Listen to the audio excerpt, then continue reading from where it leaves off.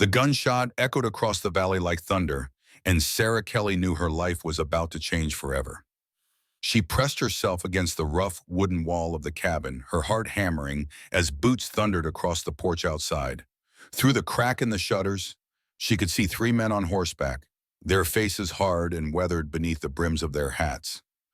"We know you're in there, Wilson," one of them called out, his voice carrying the authority of someone accustomed to being obeyed. "Come out peaceful, and we'll make this quick." Sarah's breath caught in her throat. Wilson, they were looking for someone named Wilson, but the man who had answered the door when she'd arrived 3 days ago had introduced himself as Alexander. Alexander Wilson. The realization hit her like a physical blow. She had been delivered to the wrong address, into the hands of a wanted man. The morning sun cast long shadows across the Montana territory, painting the landscape in shades of gold and amber that should have been beautiful but now seemed ominous. Sarah had traveled over 1,000 miles from Boston to become the mail-order bride of a respectable rancher named Henry Ortiz. Instead, she found herself trapped in a cabin with a man whose very name made hardened lawmen ride out in pursuit. Alexander moved with the fluid grace of someone who had spent years staying one step ahead of death. He was nothing like the gentle farmer she had expected to marry. Where Henry Ortiz's letters had promised quiet evenings by the fire and Sunday services in town, Alexander Wilson carried himself like a storm barely contained. His dark hair was longer than fashion dictated, and his eyes held the kind of wariness that came from sleeping with one ear always listening for trouble. "Stay down," he whispered to Sarah, his voice barely audible above the sound of her own pulse. His hand rested on the grip of his revolver, fingers steady despite the danger closing in around them. "Whatever happens, don't let them see you."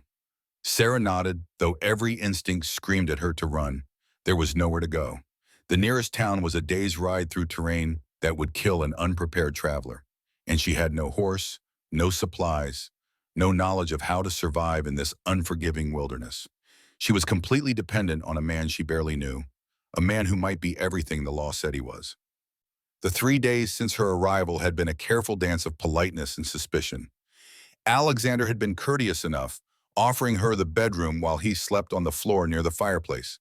He cooked simple meals and spoke little, but Sarah had caught him watching her with an expression she couldn't quite read. There was something almost protective in his gaze, as if he were trying to solve a puzzle he hadn't expected to encounter.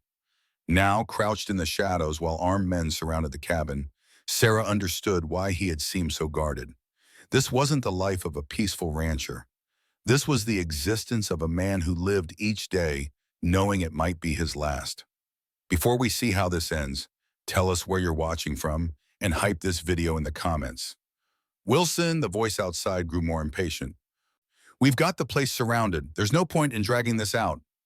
Sarah could hear the creak of leather as the men shifted in their saddles, the soft snort of horses growing restless in the morning heat.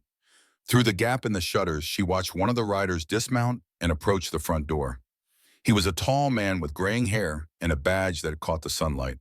Sheriff, she realized. This wasn't just a group of vigilantes. This was official law enforcement. Alexander's jaw tightened as he peered through another window. "3 of them," he murmured, more to himself than to Sarah. "Could be more coming." "Who are they?" Sarah whispered, though she was afraid of the answer. "Sheriff Wayne Phillips and his deputies," Alexander replied without looking at her. "They've been hunting me for the better part of 2 years." 2 years. Sarah felt a chill run down her spine. What kind of crime warranted such a long pursuit? In her carefully ordered world back in Boston, the most serious transgression she had encountered was Mrs. Henderson's tendency to water down her milk. This was a different universe entirely, one where men carry guns as naturally as they wore hats, and where justice came at the end of a rope. The sheriff's boots made hollow sounds on the wooden porch as he approached the door. "Last chance, Wilson. Come out with your hands up, and nobody has to get hurt."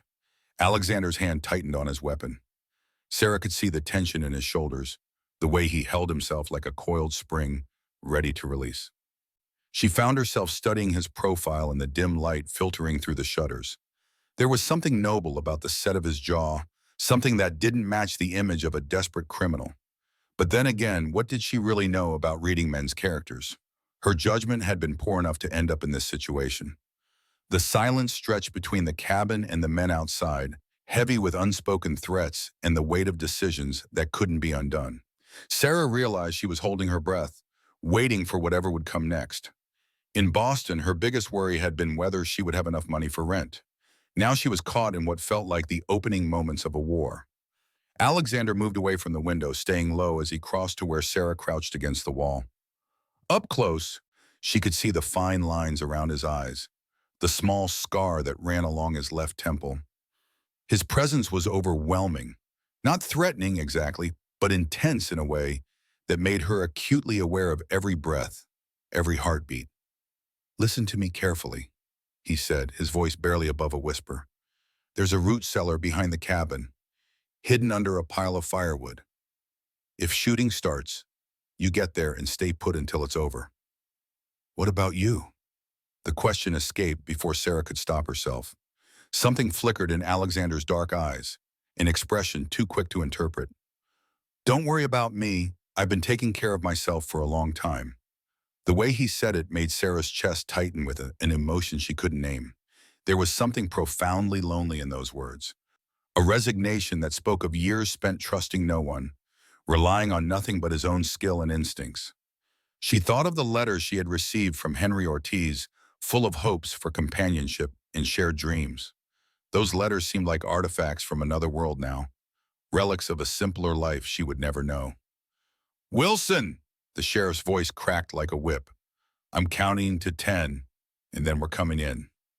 Alexander closed his eyes for a moment, and Sarah saw him make some internal calculation. When he opened them again, his expression had hardened into something that made her breath catch. This was the face of a man who had made peace with violence, who had crossed lines that could never be uncrossed.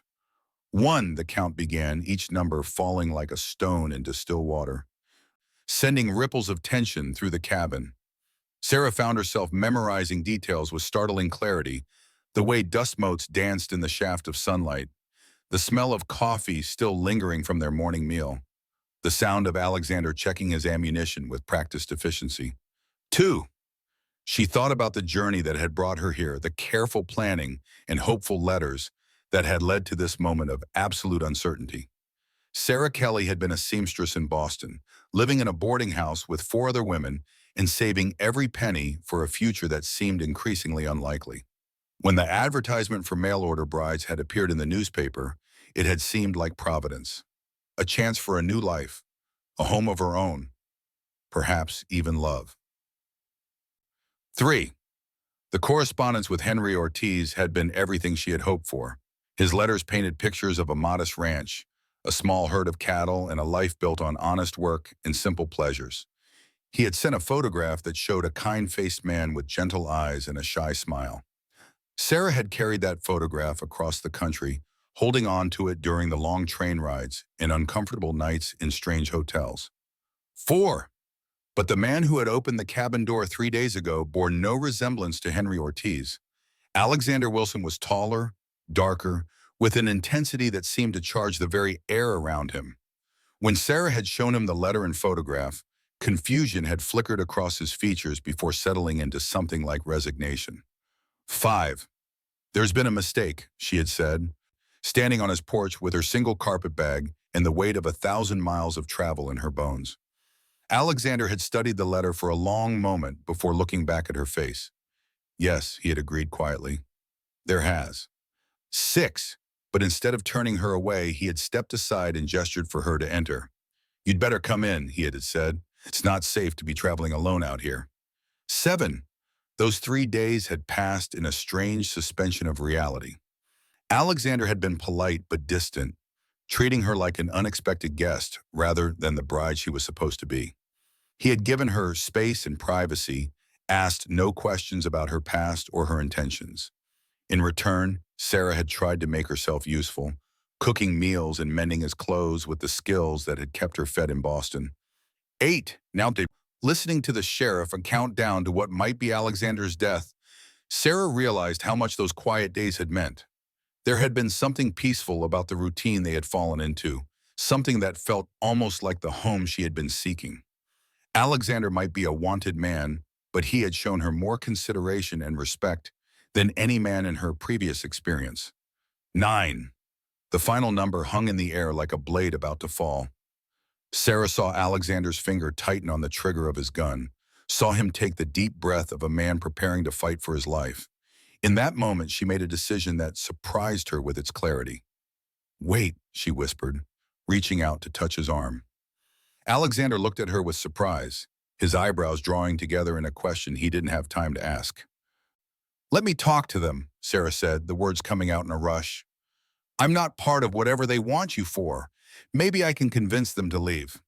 "Absolutely not." Alexander's response was immediate and firm. "You don't understand what kind of men these are." "And you don't understand what kind of woman I am," Sarah replied, surprising herself with the steel in her voice. "I didn't travel 1,000 miles to cower in a corner at the first sign of trouble." 10. The count was finished, and Sarah could hear the creak of leather as the men prepared to dismount. Time was running out, and she could see in Alexander's eyes that he was preparing to make a stand that would likely end in bloodshed. The thought of this man dying because she had been delivered to the wrong address was suddenly unbearable. Without giving herself time to reconsider, Sarah stood up and walked toward the door. "Sarah, no!" Alexander's whisper was sharp with alarm, but she was already lifting the wooden bar that secured the entrance. The door swung open and Sarah Kelly stepped onto the porch to face 3 armed men with nothing but her courage and the desperate hope that she could find words to prevent a tragedy. The morning sun was bright after the dimness of the cabin, and she had to squint to make out the faces of the men who had come to take Alexander Wilson away. Sheriff Wayne Phillips was older than she had expected, with silver threading through his brown hair and lines carved deep around his eyes. His deputies flanked him, hands resting on their weapons but not yet drawn. All 3 men stared at her with obvious surprise, clearly not having expected to find a woman in the outlaw's cabin. "Ma'am," Sheriff Phillips said after a moment, touching the brim of his hat in a gesture of automatic courtesy. "You need to step aside. We have business with the man inside." "I'm afraid there's been a misunderstanding," Sarah replied, her voice steadier than she felt. "My name is Sarah Kelly, and I'm here by mistake." The sheriff's eyes narrowed as he studied her face, taking in her travel-worn dress and the obvious signs of genteel upbringing in her posture and speech. "Mistake or not, ma'am, you need to move away from that door. Alexander Wilson is a dangerous man." "Dangerous how?" Sarah asked, genuinely curious despite the gravity of the situation. "What exactly has he done?" Sheriff Phillips exchanged a glance with his deputies. Clearly not having expected to conduct an interrogation with the suspect's apparent hostage. "Ma'am, Wilson is wanted for robbery and murder. He's been running from justice for 2 years. The words hit Sarah like physical blows, but she forced herself to remain standing. Murder. The man who had cooked her breakfast that morning, who had given up his bed without complaint, who had treated her with nothing but respect, was accused of taking someone's life. "I find that difficult to believe," she said, the words coming out before she could stop them. "Ma'am, I don't know what kind of story he's told you, but Alexander Wilson killed a man in cold blood during a bank robbery in Denver. 3 witnesses saw him do it." Sarah felt the world tilt around her. Behind her, she could sense Alexander's presence in the doorway, could feel the tension radiating from him like heat from a forge. The man she had been sharing meals with, whose quiet presence had begun to feel like safety, was accused of the most heinous crime she could imagine. "Even if that's true," she heard herself saying, "it doesn't change the fact that I'm here by accident. I was supposed to marry a man named Henry Ortiz, but the stagecoach driver delivered me to the wrong address." Sheriff Phillips frowned, clearly trying to process this information. "Henry Ortiz? The rancher over in Cedar Valley?" "Yes," Sarah said, relief flooding through her. "You know him?" "Know of him," the sheriff replied. "Good man. Heard he was looking for a wife." His expression softened slightly as he looked at Sarah. "Ma'am, if you're telling the truth, then you're in more danger than you know. Wilson might seem harmless, but he's killed before, and he won't hesitate to do it again." "He's had 3 days to hurt me if that was his intention," Sarah replied. "Instead, he's been nothing but respectful." "That's what makes him dangerous," Deputy Daniel Lee spoke up for the first time.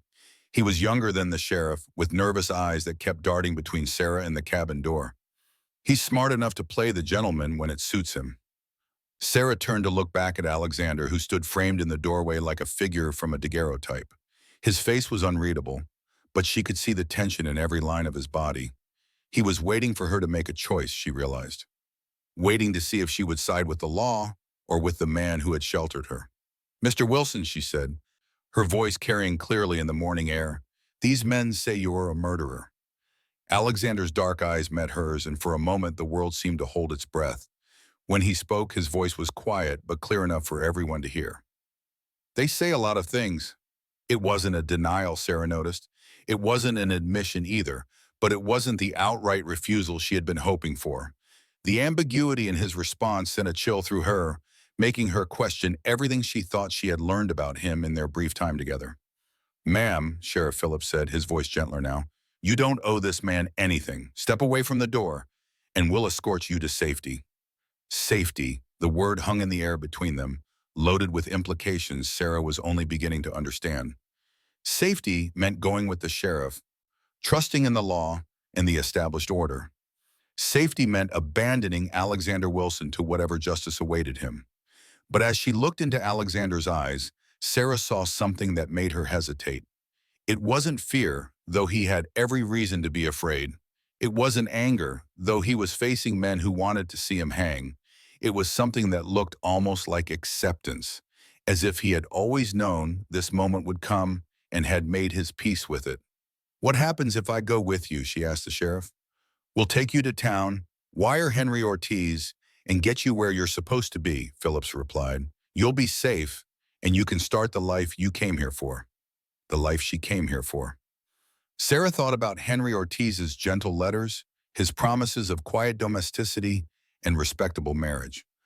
It was everything she had wanted when she left Boston, everything she had dreamed of during the long journey west. A chance to belong somewhere, to build something lasting with a good man who would value her for more than just her ability to sew a straight seam. But standing on this porch with the morning sun on her face and three armed men waiting for her decision, Sarah found herself thinking about the past 3 days. The quiet meals shared with Alexander, the way he had listened when she talked about her journey, the careful respect he had shown her even when she was clearly an unwelcome complication in his life. "And what happens to Mr. Wilson?" she asked. Sheriff Phillips's expression hardened. "That's not your concern, ma'am. Justice will be done." Justice, another loaded word, one that could mean many different things depending on who was defining it. Sarah had seen enough of the world to know that justice and fairness were not always the same thing, that sometimes good men were punished for crimes they didn't commit while the truly guilty escaped consequences altogether. "I need a moment to think," she said, buying time she wasn't sure how to use. "Ma'am, there's nothing to think about," Deputy Lee said, his impatience showing. "You're either with the law or you're harboring a criminal." The stark choice he presented made Sarah's spine stiffen. She had never liked being told what to think or how to feel, and the deputy's tone carried an undertone of condescension that reminded her of every man who had ever dismissed her opinions because of her gender. "I'm with whatever's right," she replied, her voice carrying a strength that surprised everyone present, including herself. Alexander stepped forward then, moving to stand beside her on the porch. The gesture was subtle but unmistakable. He was placing himself between Sarah and the armed men, offering what protection he could despite being outnumbered and outgunned. "Sheriff," he said, his voice calm despite the circumstances, "the lady's telling the truth. She was delivered here by mistake 3 days ago. She's got nothing to do with whatever you think I've done." "Then you won't mind if she comes with us," Phillips replied, "for her own safety." "I'd mind if she didn't want to go," Alexander said quietly. The simple statement hung in the air between them, loaded with implications that made Sarah's heart race. He was giving her the choice, not trying to force her decision in either direction. In her experience, that kind of respect was rarer than gold. "Ma'am," the sheriff said, his patience clearly wearing thin, "I'm going to ask you one more time to step away from that door and come with us." Sarah looked at the three men on horseback, then back at Alexander standing beside her. The choice before her was more than just a question of immediate safety. It was a choice between the life she had planned and the life that was unfolding in front of her, between the certainty of convention and the unknown territory of her own instincts. The wind picked up, stirring the dust around the horse's hooves and carrying with it the scent of sage and distant rain. Sarah could feel the weight of the moment settling around her like a cloak, heavy with consequences she couldn't yet foresee. Whatever she decided in the next few seconds would change the course of her life irrevocably. She thought about the woman who had left Boston 3 weeks ago, full of hope and carefully laid plans. That woman had been seeking security, respectability, a place in the world where she could belong without question. But standing here now, facing this impossible choice, Sarah realized that woman might have been a stranger. "Sheriff Phillips," she said finally, her voice carrying across the morning air with startling clarity. "I appreciate your concern for my welfare, but I'm not ready to leave just yet." The words seemed to surprise everyone present, including Sarah herself. She hadn't planned to say them, hadn't consciously made the decision to stay. But as soon as the words left her mouth, she knew they were true. "Ma'am, I don't think you understand the seriousness of this situation," the sheriff replied, his tone sharpening with frustration. "Alexander Wilson is a wanted man. Staying here puts you in danger." "I understand perfectly," Sarah said, and realized that she did. "But I also understand that I'm a grown woman capable of making my own decisions, and right now I'm deciding to stay." Deputy Lee's hand moved toward his weapon, but Sheriff Phillips held up a restraining hand. "Ma'am, are you saying this man is holding you against your will?" "I'm saying the exact opposite," Sarah replied. "I'm choosing to stay of my own free will." The silence that followed her declaration was heavy with tension and unspoken threats. Sarah could feel Alexander's surprise in the way his posture shifted slightly, could sense his confusion about her motives. She wasn't entirely sure of those motives herself, but she knew with absolute certainty that walking away now would be the coward's choice. "Then you're making yourself an accessory to his crimes," Deputy David Clark spoke up from his position to the sheriff's left. "We'll have no choice but to arrest you too." The threat should have frightened Sarah, but instead it only strengthened her resolve. She had spent her entire life being told what she could and couldn't do, where she belonged and where she didn't. The idea of being arrested for making her own choice seemed almost liberating in comparison. "Then I suppose you'll have to do what you think is right," she said calmly, "just as I'm doing what I think is right." Sheriff Phillips studied her face for a long moment, clearly trying to understand the woman standing before him. Sarah could see the wheels turning in his mind, the calculations of a lawman trying to figure out how to handle an unexpected complication. "Ma'am," he said finally, "I'm going to give you one last chance to reconsider. Step away from Wilson and we'll forget this conversation ever happened. But if you stay, you're choosing to throw your lot in with a killer." The word hung in the air between them like a challenge. Sarah turned to look at Alexander, studying his profile in the morning light. His jaw was set, his eyes focused on the armed men before them. But she could see something else in his expression now, a kind of wonder, as if he couldn't quite believe what was happening. "Mr. Wilson," she said quietly, her voice meant for him alone, "did you kill someone in Denver?" Alexander turned to meet her gaze, and for a moment, the rest of the world seemed to fade away. In his dark eyes, Sarah saw pain and regret, but also a kind of honesty that cut through her doubts like a blade. "Yes," he said simply, "I did." The admission should have sent her running toward the safety of the sheriff's protection. Instead, Sarah found herself asking the question that mattered most. Did he deserve it? Alexander's expression flickered with something that might have been surprise. "Most people don't ask that question." "I'm not most people," Sarah replied. "No," Alexander said quietly, his eyes never leaving hers. "You're not." Behind them, Sheriff Phillips was growing impatient. "Ma'am, we don't have all day. Make your choice."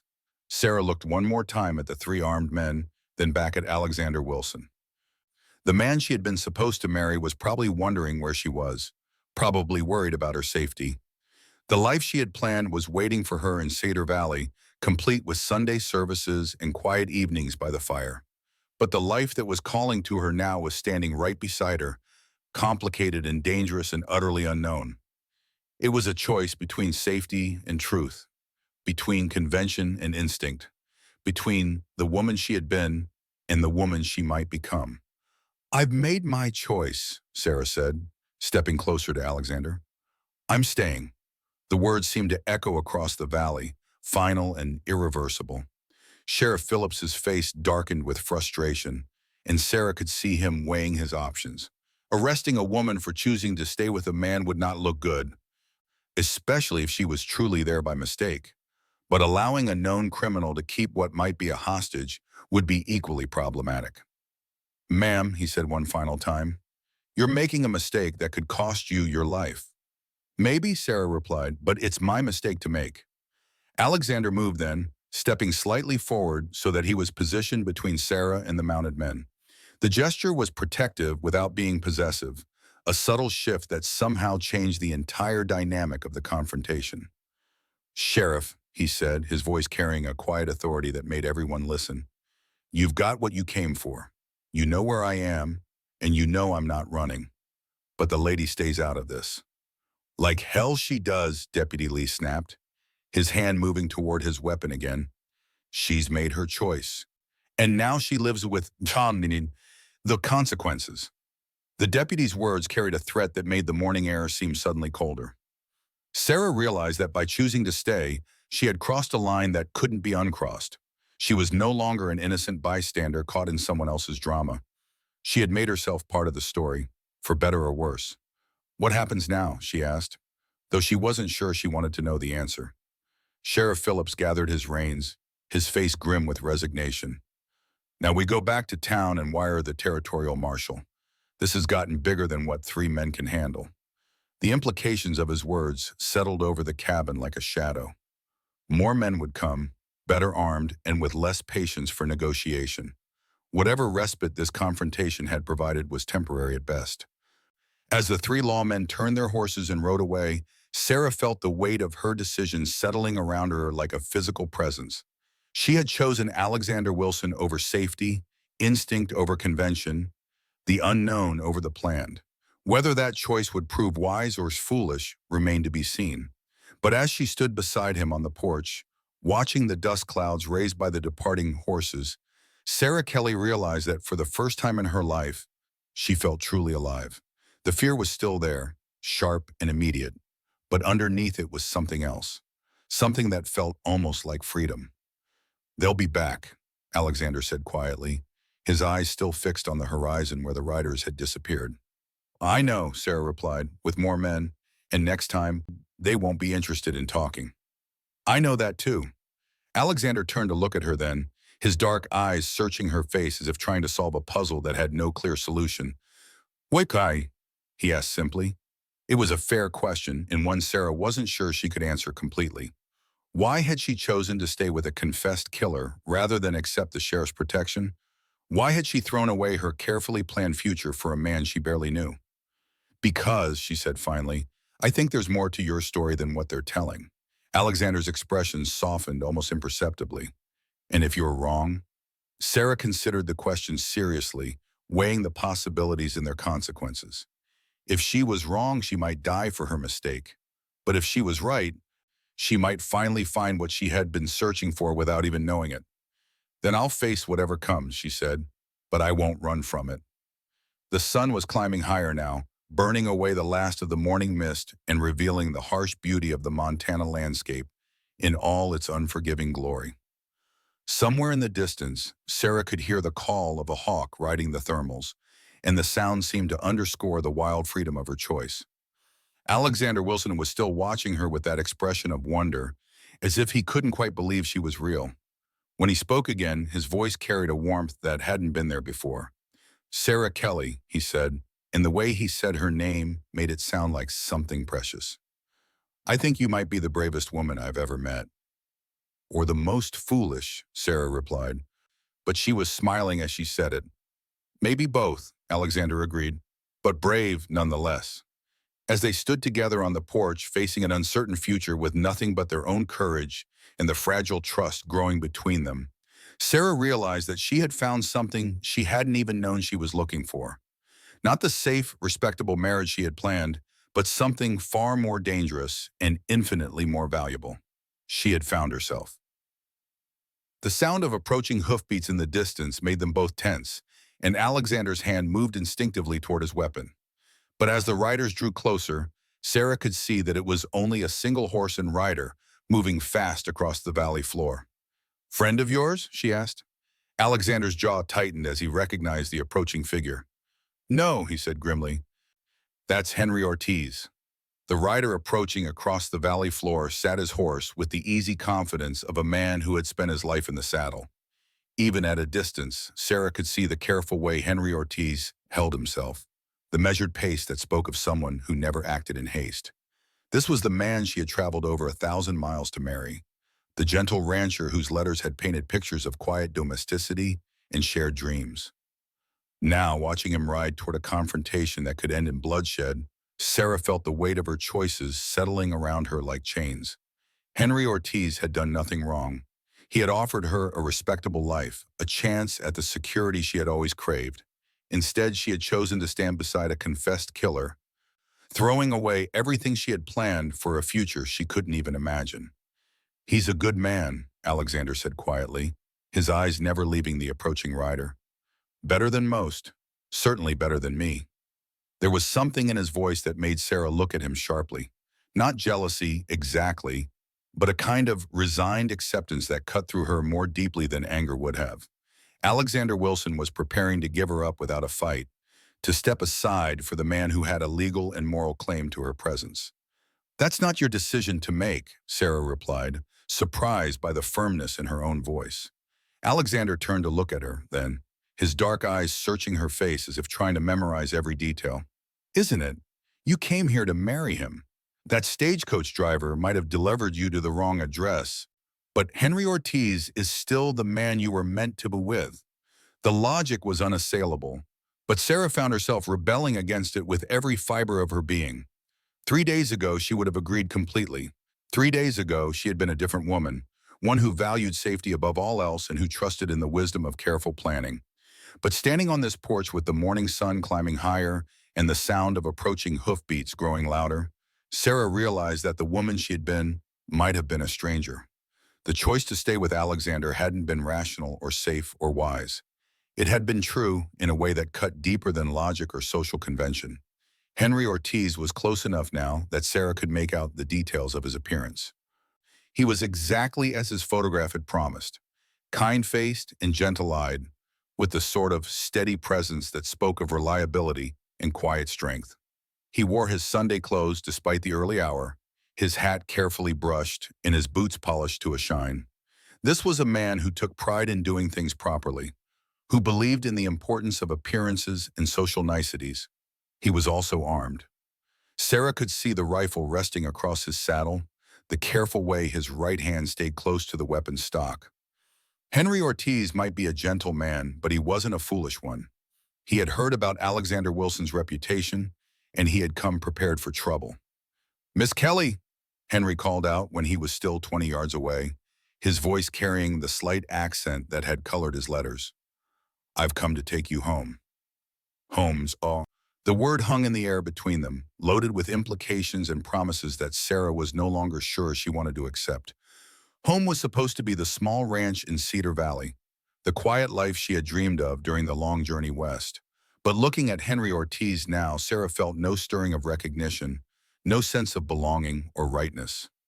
"Mr. Ortiz," she replied, stepping forward so that she stood at the edge of the porch. "I appreciate you coming all this way, but there are things we need to discuss." Henry's horse danced nervously as he brought it to a stop near the cabin steps. The animal could sense the tension in the air, the undercurrents of violence that seemed to crackle between the two men like electricity before a storm. Henry's eyes moved between Sarah and Alexander, taking in the way they stood together, the subtle but unmistakable shift in Sarah's posture that spoke of choices already made. "Miss Kelly," he said again, his voice carefully controlled, "Sheriff Phillips sent word that you were being held here against your will. I've come to escort you to safety." Against her will. The phrase made Sarah's spine stiffen with indignation. She had made her choice freely, had stood up to armed lawmen to defend that choice. The idea that her decision was being dismissed as coercion was both insulting and infuriating. "I'm not being held against my will," she said clearly. "I'm here by my own choice." Henry's face darkened as he processed her words. His gaze moved to Alexander, and Sarah could see the calculation in his eyes, the way he was measuring the other man for threats and weaknesses. Henry Ortiz might be gentle, but he was also a rancher in Montana Territory. He knew how to handle dangerous situations. Wilson, he said, his voice carrying a warning that made the morning air seem suddenly colder. I don't know what kind of game you're playing, but it ends now, Miss Kelly has promised to me, and I mean to honor that promise. The lady's made her feelings clear, Alexander replied, his hand resting casually near his weapon. Maybe you should listen to what she's telling you. The two men stared at each other across the dusty yard, and Sarah could feel the violence building between them like pressure in a boiler. This was how men settled disputes in the territory, not with words or negotiation, but with lead and gunpowder.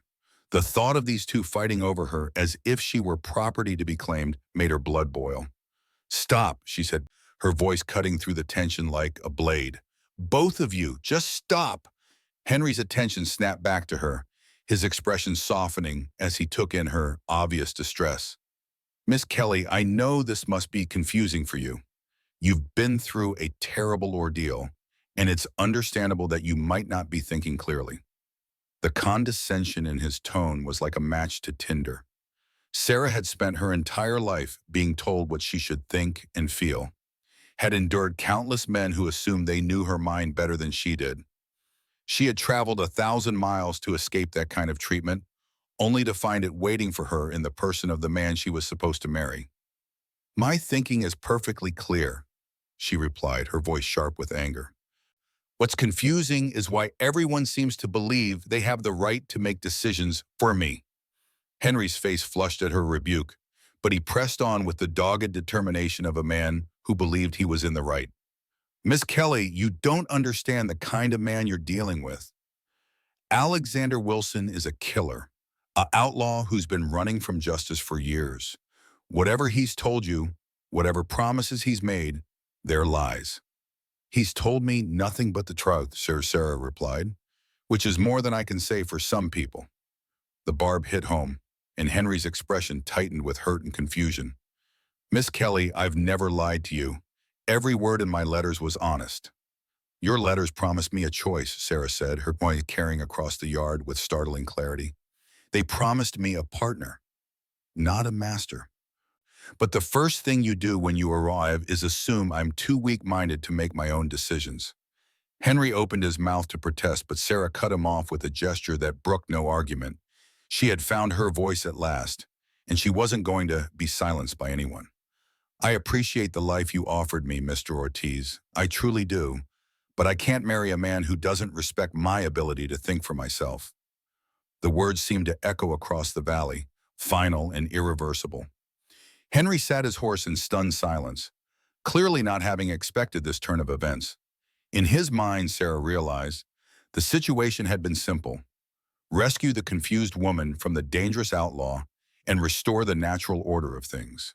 The possibility that she might genuinely prefer Alexander Wilson's company to his own had never occurred to him. Alexander stepped forward then, positioning himself beside Sarah in a gesture that was both protective and supportive. Ortiz, he said, his voice quiet but carrying clearly in the morning air. The lady's made her choice. You can respect that, or you can ride away. But you can't force her to come with you. Henry's hand tightened on his rifle, and for a moment Sarah thought he might actually try to take her by force. The idea that this gentle, respectable man might resort to violence because she had refused his suit was both shocking and illuminating.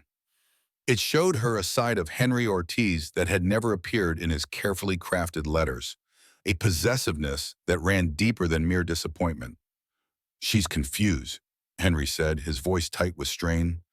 You've filled her head with lies and romantic nonsense. She doesn't know what she's choosing. I know exactly what I'm choosing, Sarah replied, her voice carrying a strength that surprised everyone present, including herself. I'm choosing to trust my own judgment instead of letting other people make decisions for me.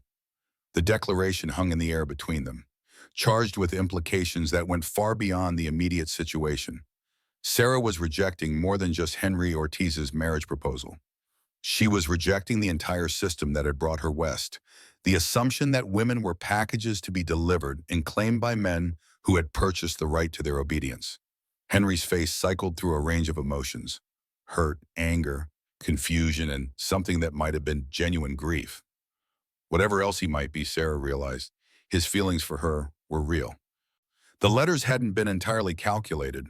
There had been genuine hope there, genuine longing for companionship and partnership, but hope and longing weren't enough to build a marriage on, especially when they came with the assumption that she would be grateful enough for his protection to surrender her autonomy in exchange.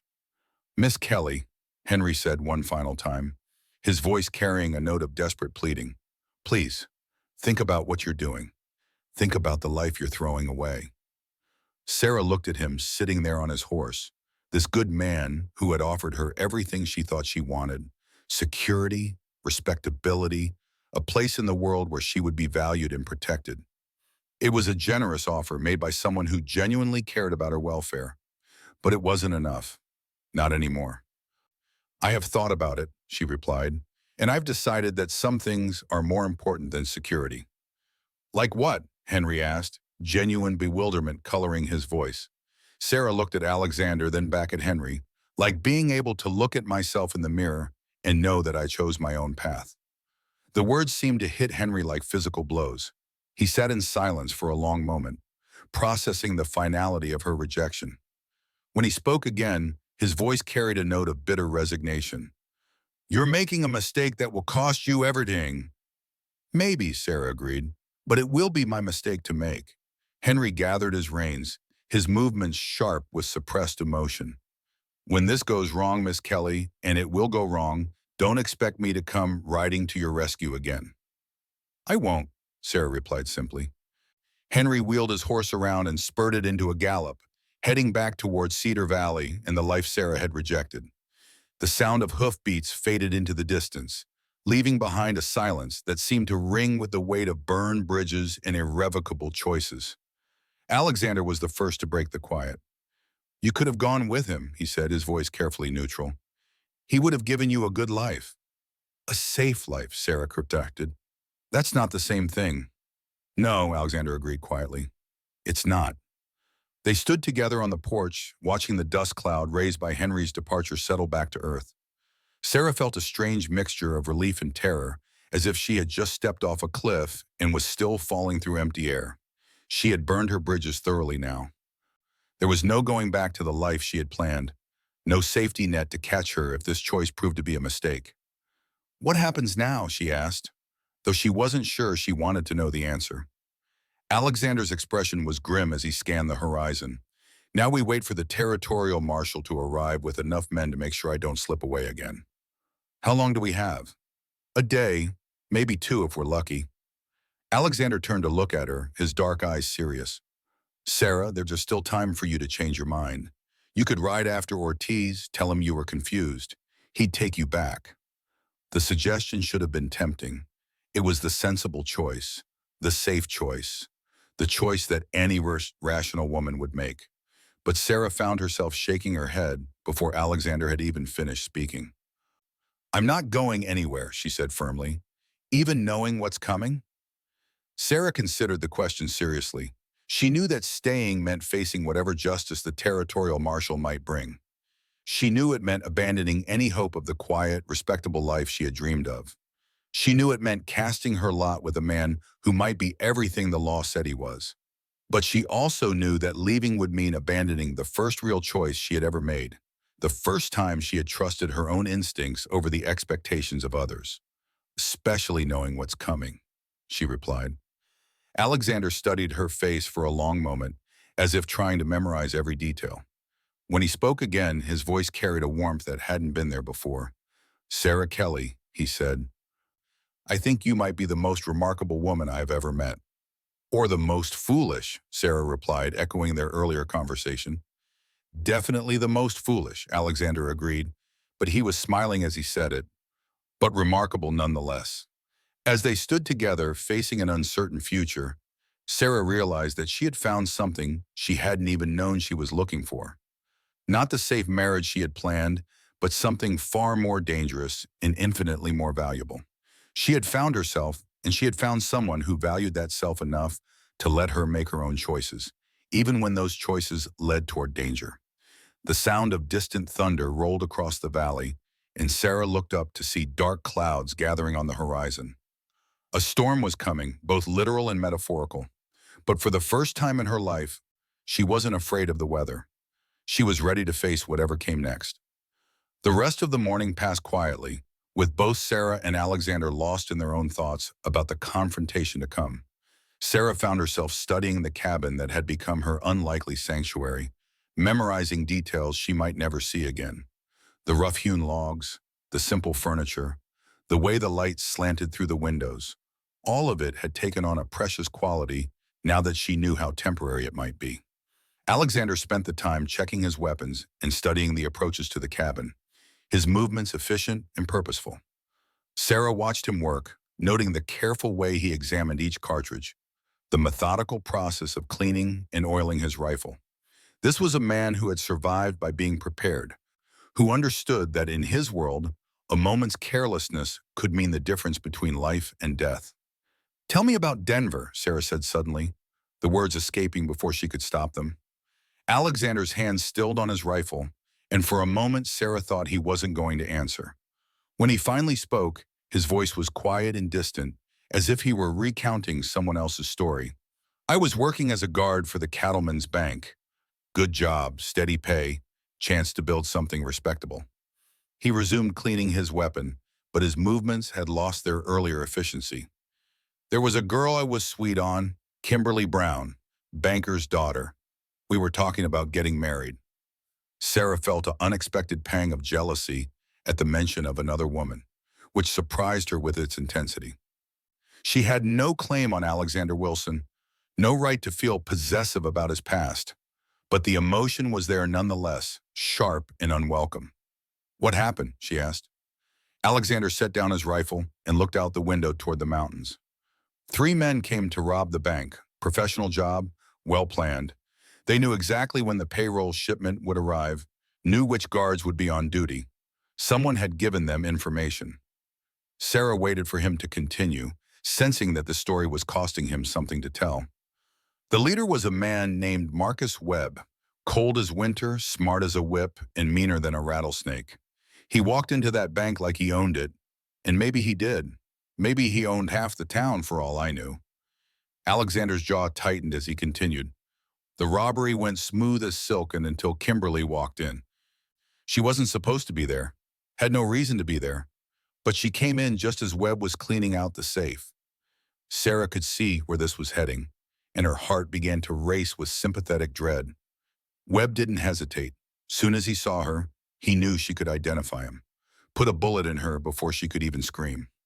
Alexander's voice had gone flat and emotionless, the tone of a man recounting a nightmare he had lived through too many times. "I was supposed to be protecting that bank, protecting those people. Instead, I watched the woman I loved die because I wasn't fast enough to stop it." The silence that followed was heavy with pain and regret. Sarah could see the guilt etched in every line of Alexander's face, the weight of a failure that had shaped everything that came after. "So you killed him," she said quietly. "I killed him," Alexander confirmed. "Shot him down in the street like a dog. 3 witnesses saw me do it, just like Sheriff Phillips said. What they didn't see was Webb murdering an innocent woman in cold blood." Sarah felt pieces of the puzzle clicking into place. "But you couldn't prove that. Webb's body couldn't testify, and his men had already scattered. The bank president was more interested in covering up the robbery than seeking justice for his daughter. Easier to blame the guard who lost his head than to admit their security had been compromised from the inside." The injustice of it made Sarah's blood boil. Alexander had been trying to avenge the woman he loved, had acted out of grief and righteous anger. Instead of being praised for stopping a killer, he had been branded as one himself. "So you ran," she said. "So I ran," Alexander agreed. "Been running ever since." The story explains so much about the man Sarah had come to know over the past 3 days. The careful watchfulness, the way he held himself apart from others, the resignation in his voice when he talked about the future. Alexander Wilson was a man who had lost everything that mattered to him and had been paying for that loss ever since. "I'm sorry," Sarah said, the words feeling inadequate but necessary. Alexander turned to look at her, and she was surprised to see something like gratitude in his dark eyes. Most people don't want to hear the whole story.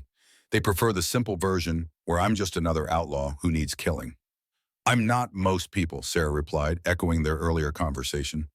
No, Alexander said softly. You're not. They spent the rest of the morning in companionable silence, each lost in their own thoughts about the panic and the uncertain future. Sarah found herself thinking about the choices that had brought them both to this moment. Her decision to answer Henry Ortiz's advertisement, Alexander's choice to seek justice for Kimberly Brown, the series of small accidents and misunderstandings that had delivered her to his door instead of her intended destination. It all seemed impossibly complicated and impossibly simple at the same time. Two people thrown together by circumstances beyond their control, finding something in each other that they hadn't even known they were looking for. The sound of approaching riders broke through Sarah's reverie like a gunshot. Alexander was at the window in an instant, his rifle in his hands and his body tense with readiness. Sarah joined him at the shutters, peering through the crack to see what new threat was approaching. This time it wasn't three men on horseback. This time it was a dozen riders moving in formation across the valley floor, their movements coordinated and purposeful. Even at a distance, Sarah could see the glint of badges and the careful spacing that spoke of military precision. Territorial Marshal, Alexander said grimly. They're not here to talk. Sarah felt her heart sink as she watched the approaching force. There would be no negotiation this time, no chance for her to step between Alexander and the law. This was a manhunt in its final stage, the closing of a net that had been tightening around Alexander Wilson for 2 years. What do we do? She asked, though she suspected she already knew the answer. Alexander's expression was calm as he watched the riders approach, but Sarah could see the tension in his shoulders, the way his knuckles had gone white around his rifle stock. We make them work for it, he said simply. The words should have frightened Sarah, but instead they filled her with a strange sense of clarity. This was the moment she had chosen when she decided to stay, the inevitable consequence of throwing her lot in with a wanted man. There was no point in regret or second-guessing now. There was only the choice to face whatever came with courage or to crumble under the weight of her own decisions. Tell me what you need me to do, she said. Alexander turned to look at her with surprise. Sarah, you need to get to that root cellar I told you about. Stay there until this is over. No, Sarah replied firmly. I made my choice when I decided to stay. I'm not hiding now. This isn't a game, Alexander said, his voice sharp with urgency. These men are here to kill me, and they won't hesitate to kill you too if they think you are helping me. Then we better make sure they don't succeed, Sarah replied. Alexander stared at her for a long moment, as if trying to understand this woman who had appeared in his life like an answer to a prayer he hadn't known he was offering. When he spoke again, his voice carried a note of wonder that made Sarah's heart race. You really mean it, don't you? I really mean it, Sarah confirmed. Alexander nodded slowly, accepting her decision with the same respect he had shown when she chose to stay with him instead of going with the sheriff. All right then, there's a shotgun in the bedroom loaded and ready. You know how to use one? I grew up on a farm in Ohio before we moved to Boston, Sarah replied. I know which end the bullets come out of. Despite the gravity of their situation, Alexander smiled at that. That's more than some people manage. Get the shotgun and take position by the back window. If anyone comes through that door who isn't me, you shoot first and ask questions later. Sarah nodded and moved toward the bedroom, her heart hammering with a mixture of fear and determination. As she retrieved the shotgun from beside Alexander's bed, she caught sight of herself in the small mirror on the dresser. The woman looking back at her was almost unrecognizable from the one who had left Boston 3 weeks ago. This woman's eyes held a steely resolve that the seamstress from the boarding house had never possessed. This woman looked capable of things Sarah Kelly had never dreamed of doing. She hefted the shotgun, feeling its weight and balance, remembering lessons from her childhood about stance and aim. It had been years since she had held a weapon, but the knowledge was still there, buried under layers of city living and social propriety. When she returned to the main room, Alexander was already in position by the front window, his rifle trained on the approaching riders. The marshal's men had spread out in a wide semicircle, cutting off any hope of escape. This was a professional operation conducted by men who knew their business and weren't inclined to take unnecessary risks. Sarah, Alexander said without taking his eyes off the approaching threat, I need you to know something. What? Whatever happens here, these past 3 days have meant more to me than anything that came before. You gave me something I thought I'd lost forever. What's that? Sarah asked, though she thought she already knew the answer. Hope, Alexander replied simply. The word hung in the air between them, precious and fragile as spun glass. Sarah felt tears prick at her eyes, but she blinked them back. There would be time for tears later, if they survived what was coming. Right now, she needed to be strong. Alexander, she said, her voice steady despite the emotion threatening to overwhelm her. Yes? Whatever happens, I want you to know that I don't regret my choice, not for a second. Alexander turned to look at her then, his dark eyes soft with an emotion that made her breath catch. Neither do I. The riders were close enough now that Sarah could make out individual faces. The territorial marshal was a hard-looking man with silver hair and the kind of weathered features that spoke of years spent in the saddle. His deputies flanked him on either side, their weapons drawn and ready. These weren't the kind of men who would be interested in surrender or negotiation. They had come to end Alexander Wilson's story one way or another. Last chance, Wilson, the marshal called out, his voice carrying clearly across the dusty yard. Come out with your hands up, and we'll make this quick. Alexander's answer was to work the lever of his rifle, the metallic sound carrying its own message across the morning air. Sarah heard similar sounds from the men outside as they prepared for what was coming. So be it, the marshal shouted. The first shot shattered the morning silence like breaking glass, and Sarah Kelly discovered what she was truly made of. The bullet splintered the wood of the window frame inches from Alexander's head, sending splinters flying across the cabin's interior. Sarah ducked instinctively, her heart hammering as the reality of their situation crashed over her like a cold wave. This wasn't a story or a dime novel adventure.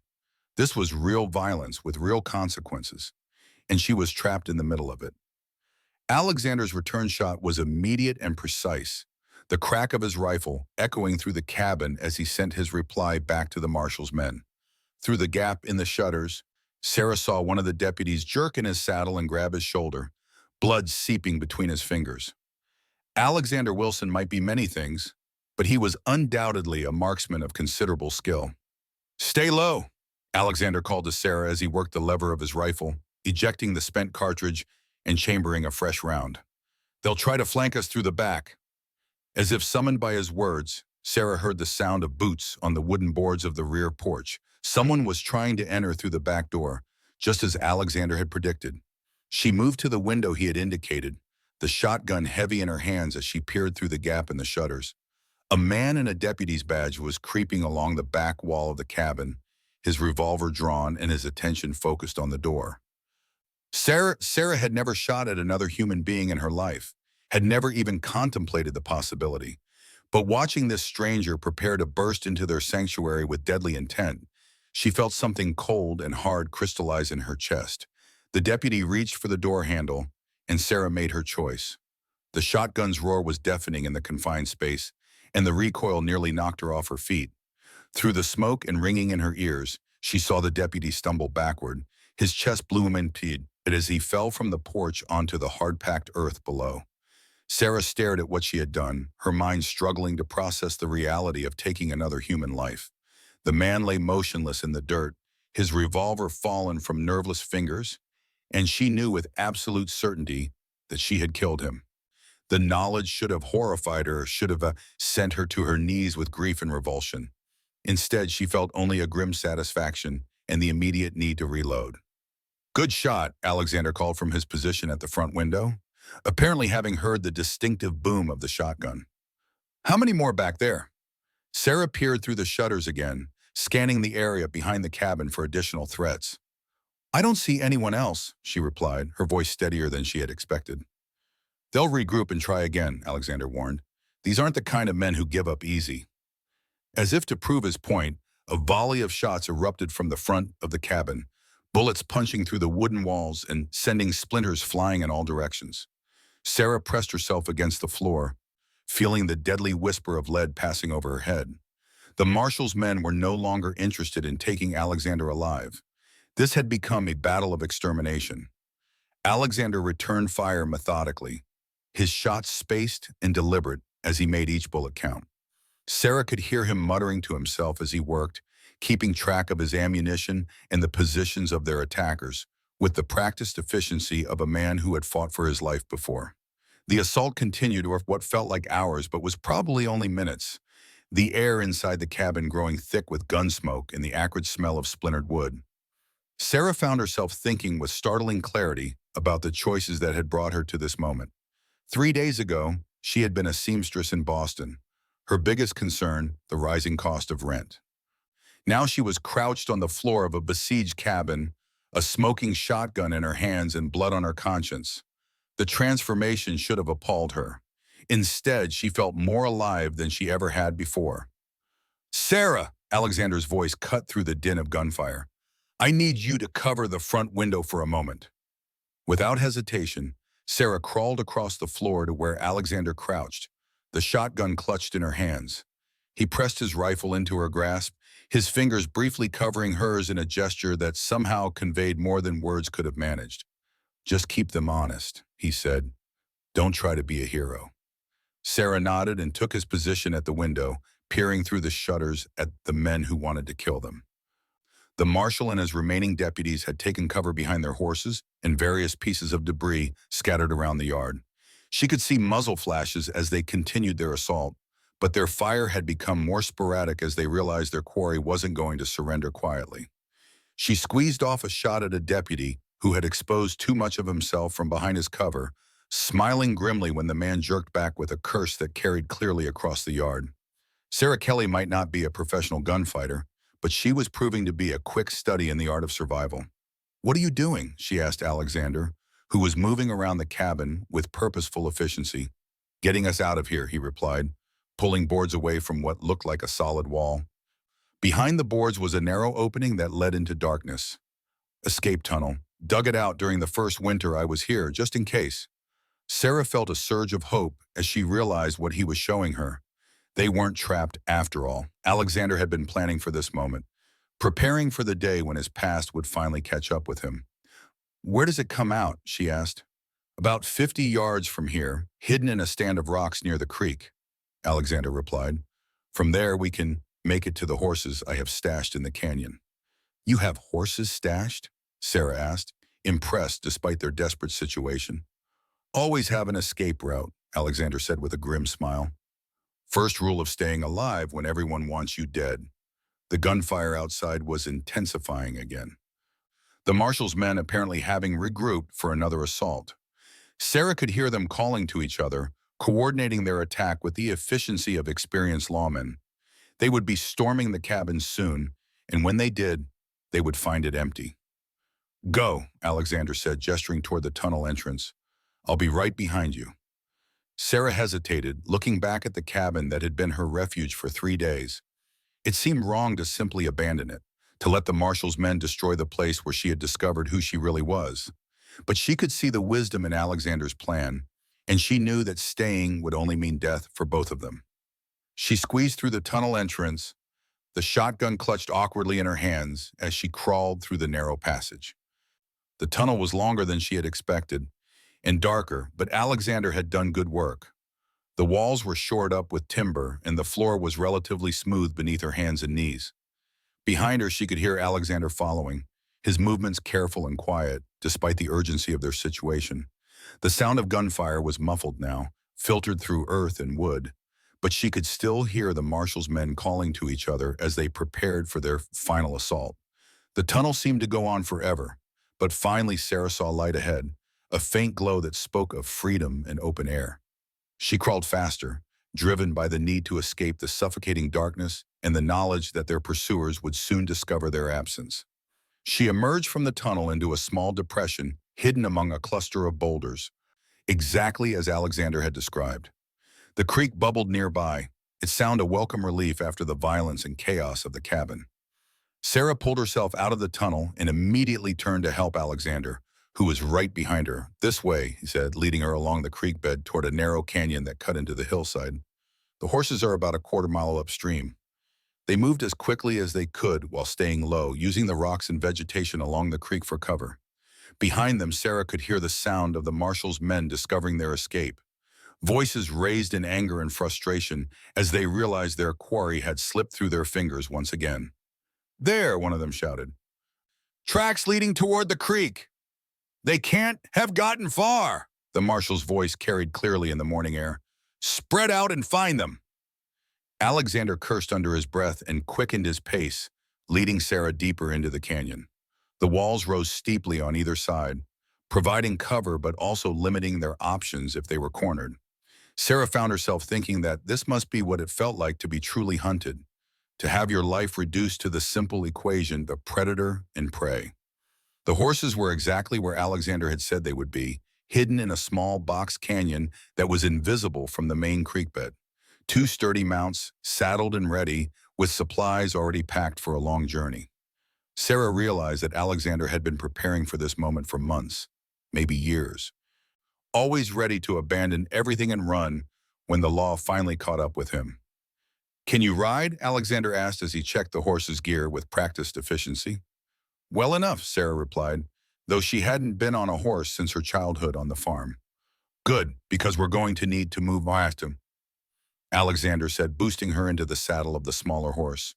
"They'll have trackers with them, and it won't take long for them to pick up our trail."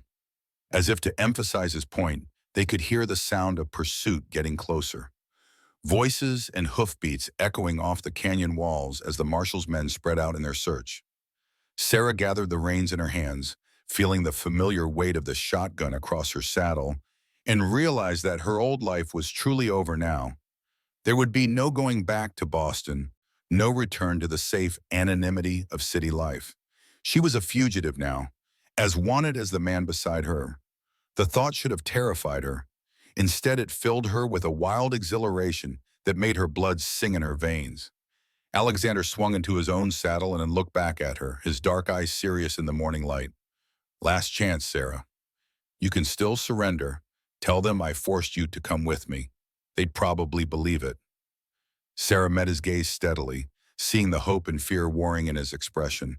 He wanted her to come with him, she realized, but he was still trying to give her a way out, still putting her welfare above his own desires.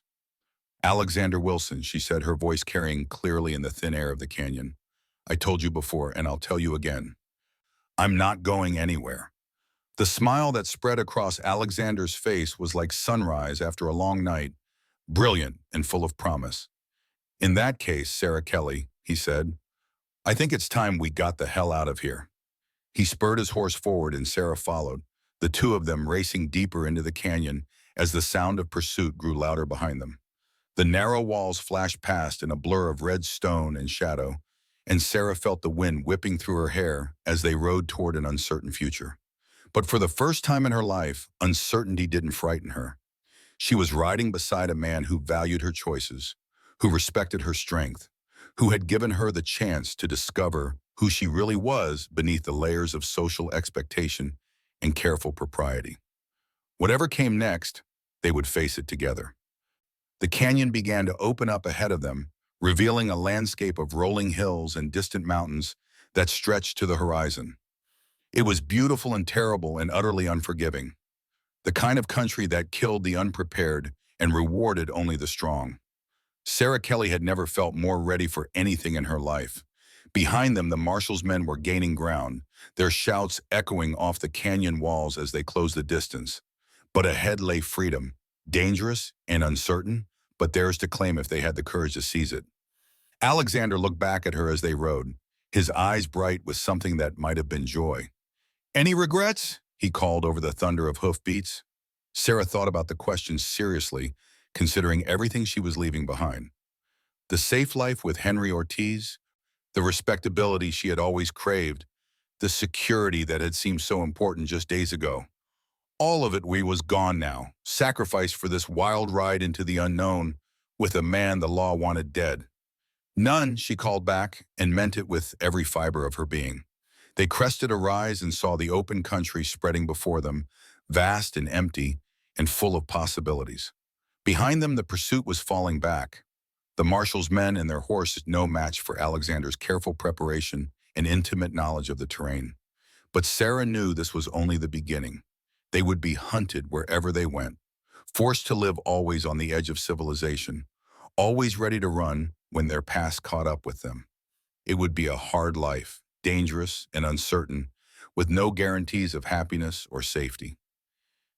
It would also be hers to choose, hers to shape, hers to live on her own terms. As they rode into the morning sun, Sarah Kelly realized that she had finally found what she had been searching for without even knowing it. Not the safe harbor she had thought she wanted, but the storm itself, walled in dangerous and utterly, completely free. The sound of gunfire erupted behind them one final time as the marshal's men made a last desperate attempt to bring them down, but the shots fell short, the bullets lost in the vast emptiness of the Montana territory. Sarah didn't look back. There was nothing behind them now but the past, and she was done living in the shadow of other people's expectations. Ahead lay the future, uncertain and dangerous, and entirely their own. The horses' hooves thundered against the rocky ground as Sarah and Alexander raced through the narrow canyon, the sound of pursuit growing fainter behind them. The morning sun climbed higher, painting the red stone walls in shades of fire and gold. But Sarah barely noticed the beauty around her. Her entire world had narrowed to the rhythm of her horse's gait, the wind whipping through her hair, and the man riding beside her who would become her anchor in a storm of violence and uncertainty. They rode in silence for the better part of an hour, following game trails and creek beds that Alexander seemed to know by heart. Sarah found herself marveling at his knowledge of the terrain, the way he could read the landscape like a map written in stone and shadow. This was a man who had spent years learning every hidden path, every secret passage that could mean the difference between freedom and death. Finally, when the canyon walls began to open into a broader valley, Alexander raised his hand and brought his horse to a halt. Sarah pulled up beside him, her heart still racing from their desperate flight, and followed his gaze back toward the way they had come. The pursuit had fallen behind, but she could still see dust clouds on the horizon, proof that the marshal's men hadn't given up entirely. They would keep coming, she knew. Men like that didn't abandon a hunt simply because their quarry had proven more resourceful than expected. "We need to keep moving," Alexander said, his voice quiet but urgent. "They'll bring in trackers, maybe even some of the local tribes who know this country better than I do." Sarah nodded, understanding the gravity of their situation. They were fugitives now, both of them, and every mile they traveled would only take them deeper into a life lived on the margins of civilization. The thought should have terrified her, but instead she felt a strange sense of liberation, as if she had finally broken free from chains she hadn't even known she was wearing. "Where do we go?" she asked. Alexander studied the landscape ahead, his dark eyes calculating distances and possibilities. "There's a town called Silver Creek about 2 days' ride north of here. Small place, mostly miners and drifters, the kind of people who don't ask too many questions about a man's past. And after that? After that, we keep moving. Maybe head up into Canada or down into Mexico. Somewhere the territorial marshal's jurisdiction doesn't reach." The casual way he spoke of abandoning everything, of starting over in a foreign country with nothing but the clothes on their backs, drove home the reality of what Sarah had chosen. She would never see Boston again, never return to the familiar rhythms of her old life. Everything she had been was gone, sacrificed for this wild gamble on a future she couldn't even imagine. But looking at Alexander's profile as he scanned the horizon for threats, Sarah found she couldn't summon any regret. This man had given her something she had never had before, the freedom to choose her own path, even when that path led into danger and uncertainty. "Sarah," Alexander said, turning to meet her gaze, "I need you to understand what you're getting into. This isn't going to be easy. We'll be running for the rest of our lives, always looking over our shoulders, never able to settle down anywhere for long." "I know," Sarah replied simply. "Do you?" Alexander's voice carried a note of gentle challenge. "Because once we cross that ridge ahead, there's no going back. You'll be as wanted as I am, and there won't be any more chances to change your mind." Sarah considered his words carefully, weighing the life she was abandoning against the uncertain future she was choosing. Behind her lay respectability, safety, the kind of existence that society deemed appropriate for a woman of her station. Ahead lay only questions and dangers, a life lived outside the boundaries of conventional morality. Alexander, she said, her voice steady despite the magnitude of the moment, I've spent my entire life being told who I should be, what I should want, how I should live. For the first time, I'm making my own choice. That's worth any price. The smile that spread across Alexander's face was like sunlight breaking through storm clouds. Sarah Kelly, he said, I think you might be the strongest woman I've ever met. Before we find out what happens next, tell us where you're watching from in the comments and hype this video. We want to see how far this story reaches. They spurred their horses forward, climbing toward the ridge that would take them deeper into the wilderness and further from the world they had known. As they rode, Sarah found herself thinking about the chain of events that had brought them to this moment. A simple mistake by a stagecoach driver, a letter delivered to the wrong address, and her entire life had been transformed. But perhaps it hadn't been a mistake after all. Perhaps some force greater than chance had guided her to Alexander Wilson's door, knowing that she needed to find the woman she truly was beneath the layers of social expectation and careful propriety. The ridge was steeper than it had appeared from a distance, and their horses labored as they climbed toward the crest. Sarah could feel the animal beneath her breathing hard, its flanks slick with sweat from their desperate flight. But the horse was game, pressing forward with the kind of determination that reminded her of her own transformation over the past few days. When they finally reached the top, the vista that spread before them took Sarah's breath away. Rolling hills stretched to the horizon, covered in the golden grass of late summer, and dotted with stands of aspen that shimmered like coins in the morning light. In the distance, snow-capped peaks rose against the sky so blue it seemed almost artificial. It was beautiful and terrible, and utterly unforgiving, the kind of country that would test every ounce of strength and determination they possessed. But it was also free, unmarked by the boundaries and restrictions of civilized society. It's magnificent, Sarah breathed. And dangerous, Alexander added. But there was something in his voice that suggested he found beauty in that danger, a kind of purity in the harsh honesty of the wilderness. They began their descent into the valley beyond, following a game trail that wound between stands of pine and aspen. The air was thinner here, sharp with the scent of evergreen and the promise of winter still months away. Sarah found herself breathing deeply, filling her lungs with air that tasted of freedom and possibility. As they rode, Alexander began to share his knowledge of the country they were entering, pointing out landmarks and potential hazards with the casual expertise of a man who had made survival his profession. He showed her how to read the signs that indicated water, how to identify the plants that could provide food in an emergency, how to recognize the tracks of the predators that roamed these mountains. It was a different kind of education than Sarah had received in Boston, but she found herself absorbing the lessons with an eagerness that surprised her. This was knowledge that could keep them alive, skills that would serve them in the life they were choosing together. The sun was approaching its zenith when they stopped to rest the horses beside a small stream that tumbled down from the peaks above. The water was cold and clear, tasting of snow and stone, and Sarah cupped it in her hands to drink deeply. The simple act felt like a communion with this new world she was entering, a baptism into a life she was only beginning to understand. Alexander watered the horses while Sarah explored the small meadow where they had stopped. Wildflowers grew in profusion among the grass, their colors brilliant against the green backdrop. She found herself picking a small bouquet, not from any conscious decision, but simply because their beauty called to something deep within her. When she turned back toward Alexander, she found him watching her with an expression she couldn't quite read. There was wonder there and something that might have been tenderness, but also a kind of wariness that spoke of old wounds and careful defenses. "What is it, Chihuahua?" she asked. "I keep waiting for you to realize what you've done," Alexander said quietly. "Keep expecting you to look around at all this and understand what you've given up." Sarah looked at the wildflowers in her hands, then back at the man who had become her partner in the desperate flight. "I know exactly what I've given up," she said. "The question is, do you know what I've gained?" Alexander's expression shifted, the wariness giving way to something deeper and more vulnerable. "What have you gained, Sarah?" "Myself," she replied simply. "For the first time in my life, I know who I really am."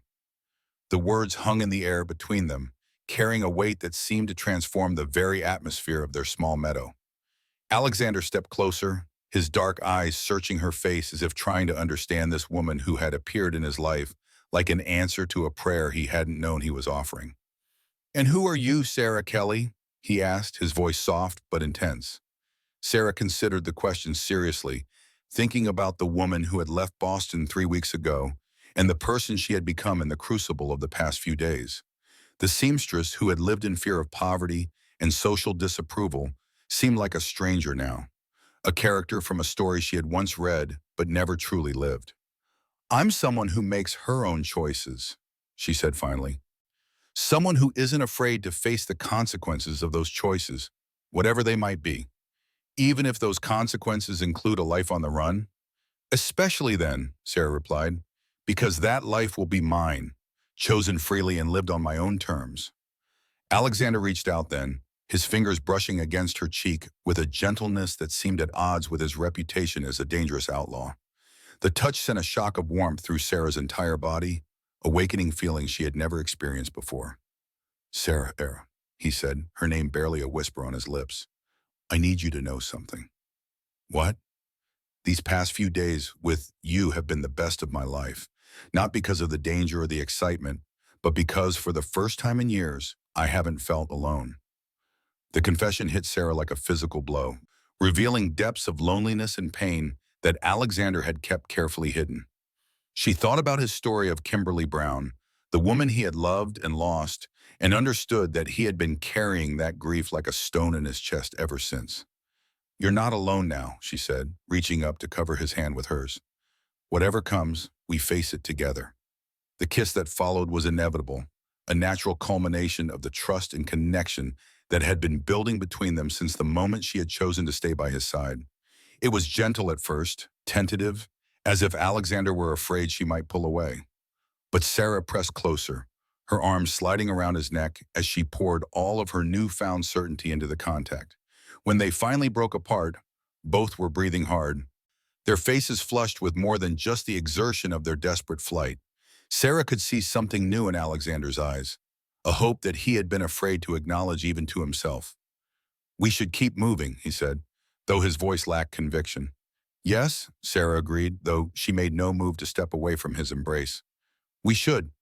They stood there for a moment longer, holding each other in the golden light of the mountain meadow, both understanding that this was a moment they would remember for the rest of their lives, however long or short those lives might prove to be. Finally, practical necessity forced them apart. The marshal's men would be following their trail, and every minute they delayed was a minute closer to recapture. They mounted their horses and continued their journey north. But something fundamental had changed between them. They were no longer simply two people thrown together by circumstance.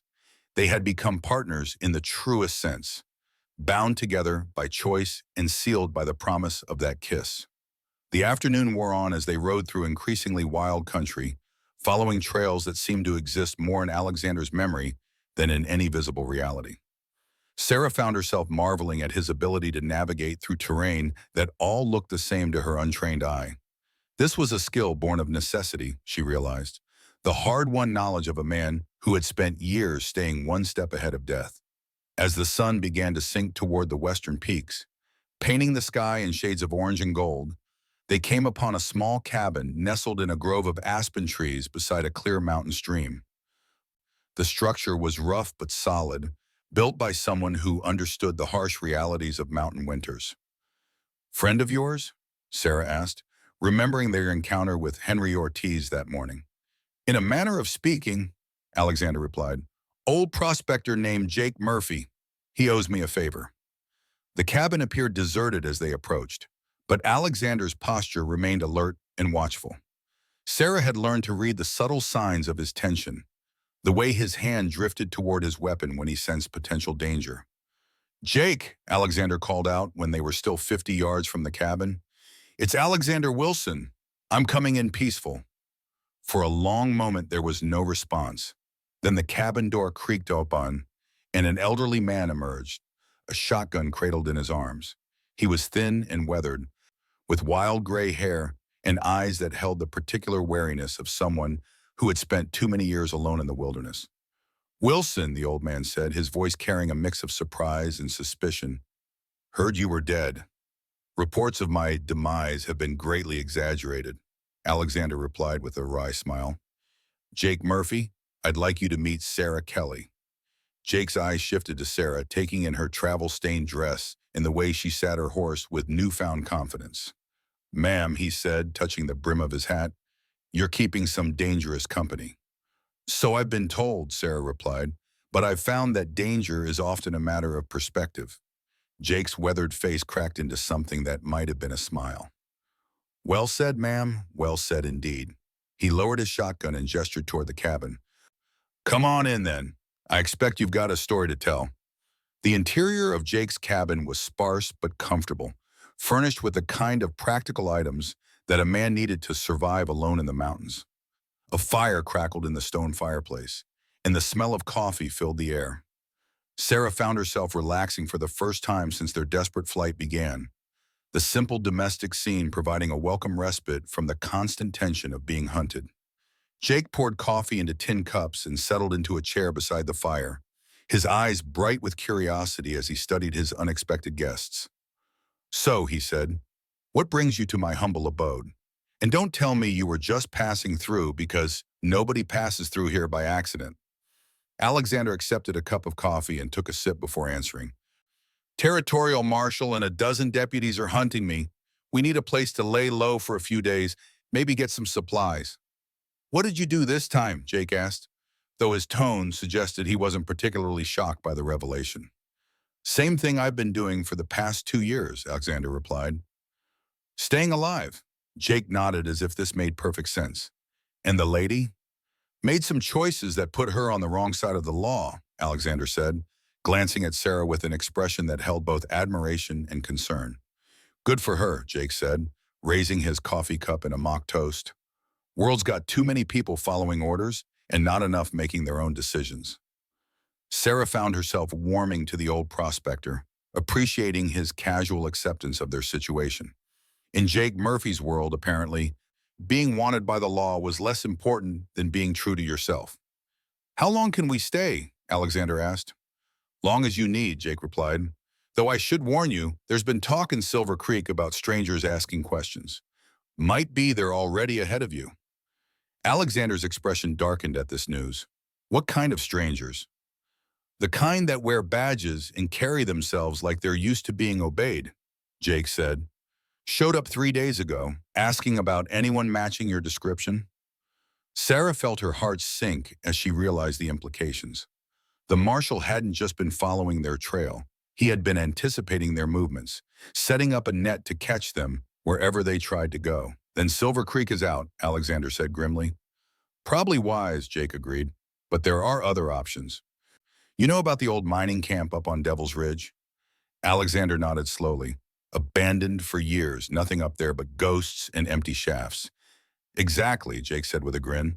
"Perfect place for folks who want to disappear for a while.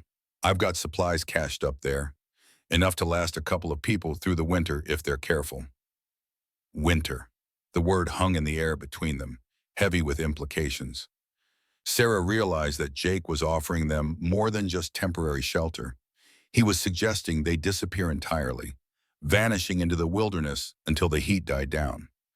"That's generous of you, Jake," Alexander said, "but I can't ask you to risk—" "You're not asking," Jake interrupted. "I'm offering.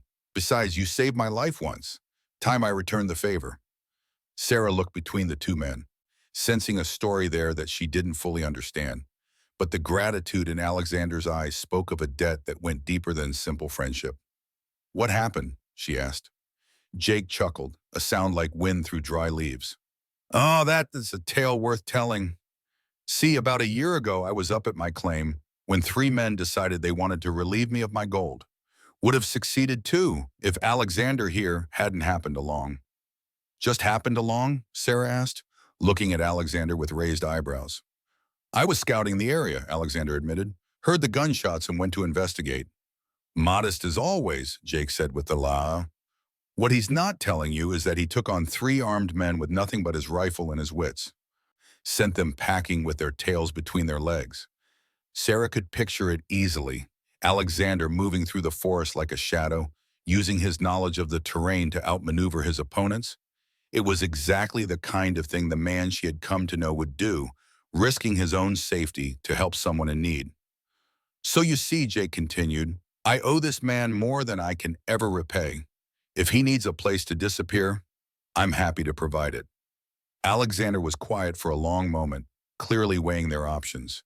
Sarah could see the calculation in his eyes, the careful assessment of risks and benefits that had kept him alive for so long. The mining camp, he said finally. How long to get there? 2 days if you know the way, Jake replied. 3 if you don't, but I can draw you a map, show you the safe routes. And the marshal's men? Won't even know it exists, Jake said confidently. That camp's been off the maps for 20 years. Only reason I know about it is I was one of the last miners to work there before the silver played out. Sarah listened to the exchange with growing understanding. This was how people survived on the margins, through networks of mutual obligation and shared necessity, helping each other stay ahead of the law and the dangers of the wilderness. We'll need supplies, Alexander said. Food, ammunition, winter clothes. Already thought of that, Jake said, gesturing toward a corner of the cabin where several packs sat ready. Been putting together a cache for months now. Call it insurance against hard times. The old prospector's foresight impressed Sarah, but it also drove home the reality of their situation. They were about to disappear into the wilderness for months, possibly longer, with nothing but what they could carry and what Jake had managed to stockpile. Jake, Alexander said, his voice thick with emotion, I don't know how to thank you. Don't need thanks, Jake replied gruffly. Just stay alive, both of you. World's got precious few people with the courage to make their own way. As night fell around the small cabin, Sarah found herself helping Jake prepare a meal from his modest stores. It felt strange to be engaged in such a domestic activity after the violence and chaos of the morning, but there was something soothing about the simple routine of cooking and sharing food with the companions. Alexander spent the evening studying the map Jake had drawn, memorizing landmarks and alternate routes with the focused intensity of a man whose life depended on such details. Sarah watched him work, noting the way his finger traced paths through the mountains, the careful attention he paid to every notation Jake had made. It's beautiful country up there, Jake said, following her gaze. Harsh, but beautiful. The kind of place that strips away everything that doesn't matter and leaves you with just the truth of who you are. Sarah thought about his words as she prepared for sleep in the small alcove Jake had offered her. Over the past few days, she had indeed been stripped down to her essential self, forced to confront truths about her own character that she had never suspected. The woman who had left Boston had been shaped by fear, fear of poverty, fear of social disapproval, fear of making the wrong choices. But the woman preparing to disappear into the Montana wilderness was motivated by something entirely different. She was driven by the desire to live authentically, to make choices based on her own values rather than society's expectations. Sleep came fitfully, interrupted by dreams of pursuit and gunfire. But when Sarah woke in the gray light of dawn, she felt more rested than she had in days. Perhaps it was the security of Jake's cabin, or perhaps it was the knowledge that they had a plan, a destination that offered the promise of safety. Alexander was already awake, checking their supplies and weapons with methodical precision. Jake moved around the cabin with the quiet efficiency of a man accustomed to solitude, preparing coffee and a simple breakfast of bacon and biscuits. Weather's turning, Jake observed, glancing toward the windows where Sarah could see clouds gathering around the peaks. You'll want to get up to the camp before the first snow hits. How long do we have? Alexander asked. Month, maybe 6 weeks if we're lucky, Jake replied, but mountain weather's unpredictable. Could snow tomorrow, could stay clear until November. The uncertainty was just another variable in their already complex equation, but Sarah found she wasn't troubled by it. Uncertainty had become her constant companion, and she was learning to find freedom in its embrace rather than fear. They ate quickly and prepared to leave, loading their horses with the supplies Jake had prepared. The old prospector had thought of everything: warm clothes, preserved food, ammunition, even books to help pass the long winter nights. His generosity was overwhelming, and Sarah found herself struggling to express her gratitude. "Jake," she said as they prepared to mount their horses, "I want you to know that what you're doing for us is what anyone would do for friends in trouble," Jake interrupted gently. "Don't make more of it than it is." But Sarah could see in his eyes that it was more than simple friendship. Jake Murphy was a man who had found meaning in helping others survive in a world that seemed designed to crush the independent spirit. In Alexander and Sarah, he saw kindred souls, people who refused to be broken by circumstances beyond their control. The ride up into the high country was more challenging than their previous journey, following narrow trails that switched back up steep mountainsides and through dense forests of pine and fir. The air grew thinner as they climbed, and Sarah found herself breathing hard from the exertion. But the scenery was breathtaking. Eagles soared on the thermals rising from the valleys below, and the peaks around them seemed to scrape the very sky. This was country that humbled the human spirit while simultaneously inspiring it. Landscape that spoke of forces far greater than the petty concerns of civilization. As they climbed higher, Alexander's mood seemed to lighten. The constant tension that had marked his behavior since the marshal's arrival began to ease, replaced by something that looked almost like contentment. This was his element, Sarah realized. The wild places where a man could be judged by his actions rather than his reputation. They stopped frequently to rest the horses and check their back trail, but there was no sign of pursuit. Either the marshal's men had lost their track, or they had decided that following them into such treacherous country wasn't worth the risk. "Tell me about the mining camp," Sarah said during one of their rest stops, curious about the place that would be their home for the next several months. "Built in the 1850s during the first silver rush," Alexander replied, his eyes distant with memory. "At its peak, there were maybe 300 people living up there. Saloons, a general store, even a small church. But the silver played out, and people started drifting away. By the time I first saw it 10 years ago, there were maybe a dozen souls still hanging on. And now? Now it's empty except for the wind and the memories," Alexander said. "But the buildings are still solid, built to withstand mountain winters. We'll have shelter, and Jake's caches should keep us fed." The idea of spending months alone with Alexander in an abandoned mining camp should have frightened Sarah. Instead, she found herself looking forward to it with an anticipation that has surprised her. For the first time in her life, she would be completely free from the expectations and judgments of society, able to discover who she truly was when stripped of all external definitions. As the afternoon wore on, they began to encounter evidence of the old mining operations: abandoned equipment rusting in the mountain air, tailings piles where ore had been processed, the dark mouths of shafts that disappeared into the heart of the mountain. It was a landscape marked by human ambition and ultimate failure, a reminder of how temporary all human endeavors truly were. "There," Alexander said, pointing toward a cluster of buildings nestled in a small valley ahead. "Devil's Ridge." Sarah studied their destination with interest. The town was larger than she had expected, with perhaps 24 buildings scattered along what had once been a main street. Some structures had clearly succumbed to weather and time, their roofs caved in and walls sagging. But others appeared intact, their log construction having withstood the harsh mountain climate. "It's perfect," Sarah said, and meant it. The abandoned camp felt like a sanctuary, a place where they could disappear from the world and emerge transformed. They rode down the slope toward the ghost town as the sun began to sink behind the western peaks. The silence was profound, broken only by the wind sighing through the empty buildings and the distant cry of a hawk circling overhead. Alexander led them to a large building near the center of town, its sign too faded to read, but its construction suggesting it had once been a hotel or boarding house. "This should work," he said, dismounting and examining the structure with a practiced eye. "Good bones, solid roof, and big enough for us to spread out." Sarah slid down from her horse, her legs stiff from the long ride.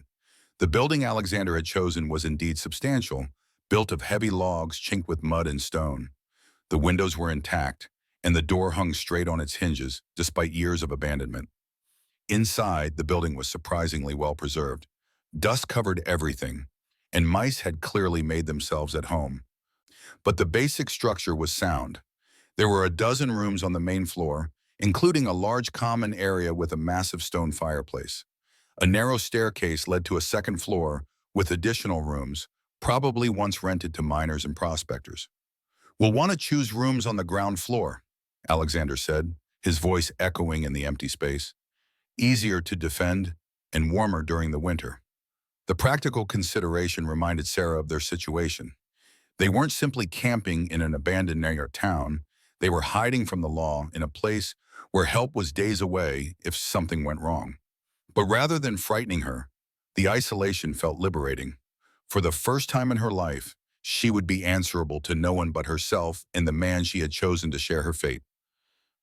They spent the remainder of the daylight hours exploring their new home, checking the other buildings for supplies, and making note of resources they could use. The old general store still contained some goods, canned food, tools, even some clothing that moths hadn't completely destroyed.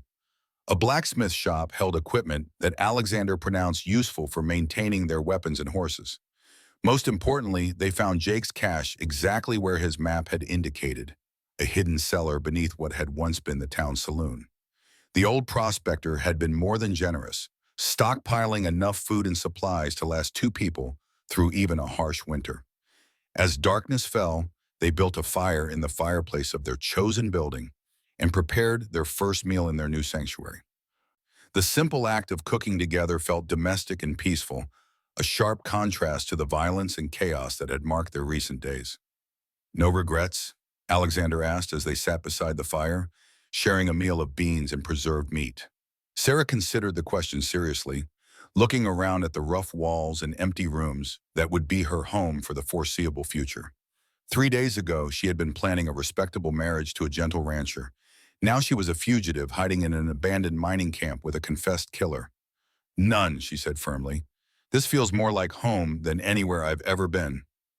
Alexander's smile was warm in the firelight. "I was hoping you'd say that." The weeks that followed established a routine that Sarah found surprisingly satisfying. They rose with the sun and spent their days making their refuge more comfortable and secure. Alexander proved to be handy with tools, reinforcing doors and windows, repairing damage that years of weather had inflicted on their chosen building. Sarah threw herself into the domestic aspects of their new life with an enthusiasm that surprised her. She organized their supplies, established a kitchen in what had once been the hotel's dining room, and even began a small garden in a sheltered spot behind the building where vegetables might survive the shortened growing season. But it was more than simple domesticity that occupied her time. For the first time in her life, Sarah had the freedom to explore interests that social convention had never allowed her to pursue. She found books in some of the abandoned buildings, technical manuals about mining and geology, but also novels and poetry that previous residents had left behind. More importantly, she began to learn skills that the woman she had been would never have needed. Alexander taught her to shoot with greater accuracy, to track animals through the forest, to read weather signs and navigate by the stars. These were lessons that could keep them alive, but they were also lessons in self-reliance that transformed Sarah's understanding of her own capabilities. The physical transformation was as dramatic as the mental one. The soft hands of a seamstress became calloused from work with tools and weapons. Her pale city complexion darkened from days spent outdoors, and muscles she had never known she possessed developed from the constant physical demands of mountain life. But it was the emotional transformation that ran deepest. Away from the expectations and judgments of society, Sarah discovered aspects of her personality that had been buried under layers of propriety and fear. She was braver than she had known, more resourceful, more capable of adapting to circumstances that would have broken the woman she had been. Alexander, too, seemed to change in their mountain sanctuary. The constant wariness that had marked his behavior began to ease, replaced by something that looked almost like contentment. He smiled more often, laughed at Sarah's attempts to master skills that came naturally to him, and began to share stories of his life before the tragedy in Denver had set him on the path of an outlaw. The intimacy between them deepened gradually, built on shared work and mutual respect rather than the artificial courtship rituals Sarah had known in Boston. There were no formal declarations, no dramatic moments of revelation. Instead, their relationship evolved naturally, like a plant taking root in fertile soil. The first time Alexander kissed her, they were working together to repair the roof of their building, Sarah holding boards while Alexander nailed them in place. Their hands touched as she passed him a tool, and suddenly they were looking into each other's eyes with an intensity that made the mountain air seem thin. The kiss was gentle at first, tentative, as if Alexander were afraid she might pull away. But Sarah pressed closer, her arms sliding around his neck as she poured all of her newfound certainty into the contact. When they finally broke apart, both were breathing hard, their faces flushed with more than just exertion. "Sarah," Alexander said, her name barely a whisper on his lips. "I know," she replied, understanding without words what he was trying to say. From that moment, they were truly partners in every sense, sharing not just the work and danger of their situation, but the deeper intimacy that came from choosing to build a life together. Their relationship had none of the artificial constraints that would have marked a conventional courtship. Instead, it was built on honesty and mutual respect, on the knowledge that they had chosen each other freely and without reservation. The nights grew longer as autumn progressed toward winter, and they spent the dark hours beside their fire, talking about their pasts and their hopes for the future. Sarah told Alexander about her childhood on the farm, about the dreams that had led her to Boston and eventually to the decision to become a mail-order bride. Alexander shared stories of his youth, his time as a bank guard, and the grief that had driven him to seek justice for Kimberly Brown. "Do you ever regret it?" Sarah asked one night as they sat beside the fire, snow beginning to fall outside their windows. "Killing Marcus Webb?" Alexander was quiet for a long moment, staring into the flames as he considered her question. "I regret that it was necessary," he said finally. "I regret that the world is a place where such choices have to be made, but I don't regret stopping a man who would have killed again if I hadn't acted."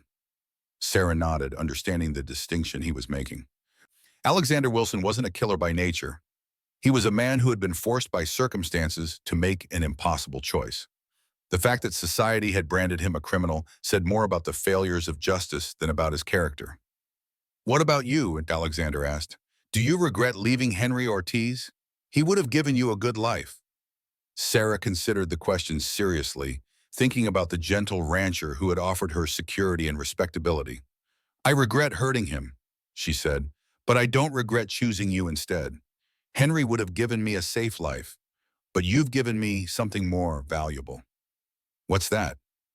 "The chance to discover who I really am," Sarah replied. "The freedom to become the woman I was meant to be." Alexander reached out to take her hand, his fingers intertwining with hers in the firelight. "And who is that woman?" Sarah smiled, feeling the truth of her answer in every fiber of her being. "Someone who makes her own choices and lives with the consequences. Someone who isn't afraid to face an uncertain future if it means being true to herself." The snow continued to fall as they sat together, and Sarah realized that they had crossed another threshold.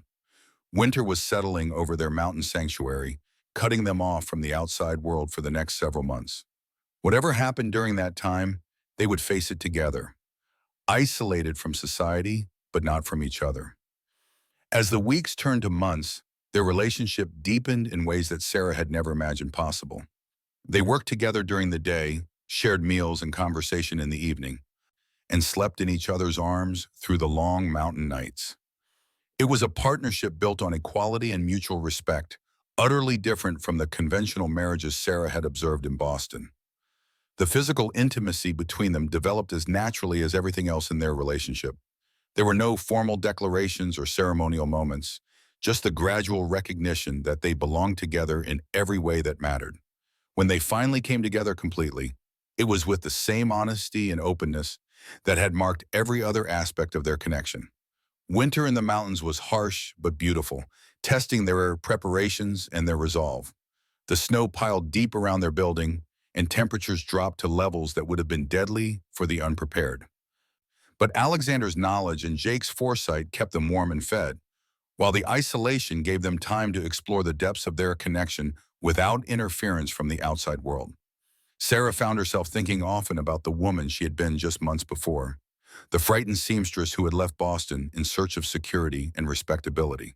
That woman seemed like a stranger now, someone she had once known but could barely remember.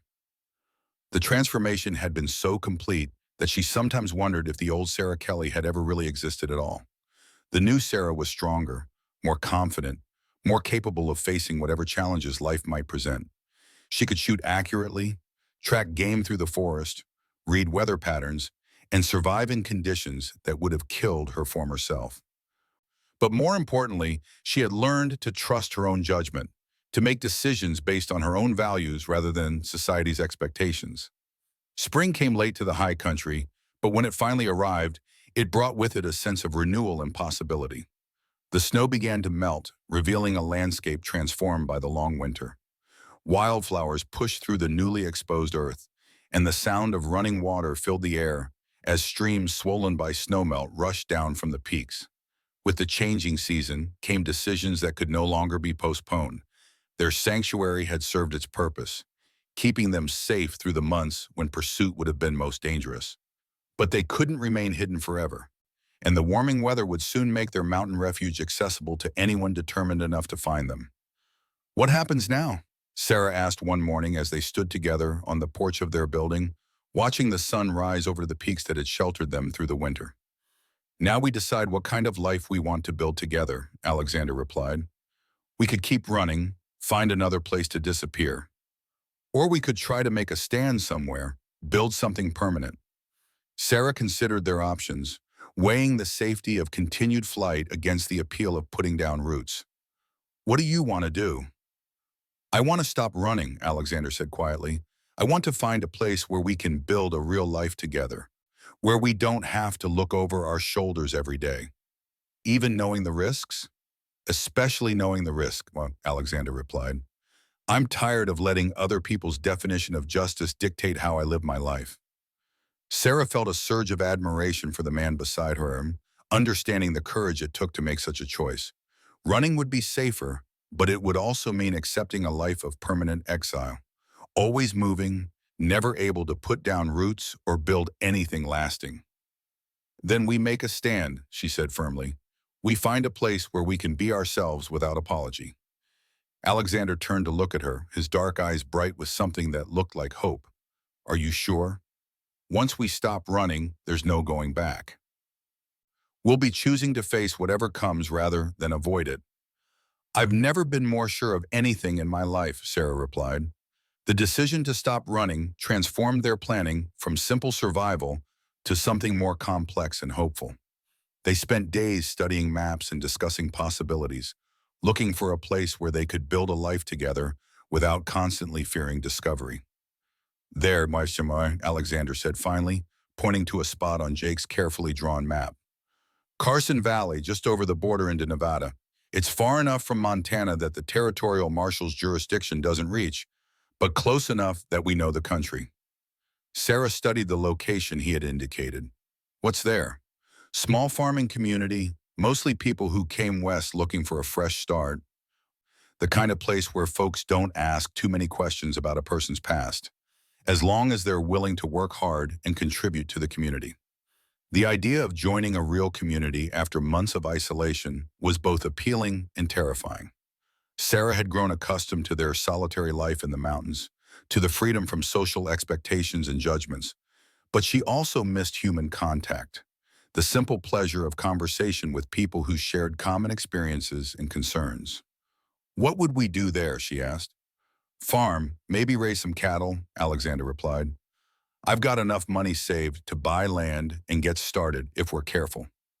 The prospect of legitimate work, of building something with their own hands rather than simply surviving from day to day, filled Sarah with excitement. She could picture it, a small farm with neat fields and a comfortable house, a place where they could put down roots and become part of a community. But there were practical considerations that couldn't be ignored. "What about your reputation? Won't someone recognize you?" "Maybe," Alexander admitted, But Carson Valley is the kind of place where a man can reinvent himself if he's willing to work for it.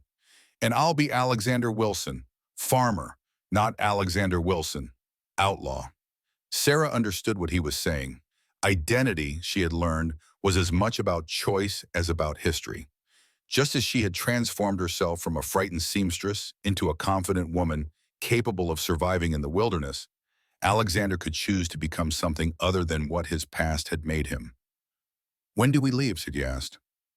"Soon as the pass is clear enough for safe travel," Alexander replied.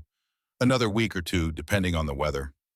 The remaining days in their mountain sanctuary took on a bittersweet quality. This place had been their refuge, the location where they had discovered who they truly were both individually and together. Leaving felt like abandoning a part of themselves, even though they both knew it was time to move forward. They spent their final days packing carefully, taking only what they could carry and what they would need to start their new life. The rest, the books they had collected, the improvements they had made to their building, the small gardens Sarah had tended, would remain as testament to their time there. On their last morning in Devil's Ridge, Sarah stood in the doorway of their building and looked out over the abandoned town that had been their home. The sun was rising over the peaks, painting the empty buildings in shades of gold and amber. It was beautiful and peaceful, a place that would always hold a special significance in her heart. "Ready?" Alexander asked, leading their packed horses from the makeshift stable they had built. "Ready," Sarah replied, though she felt a pang of sadness at leaving their sanctuary behind.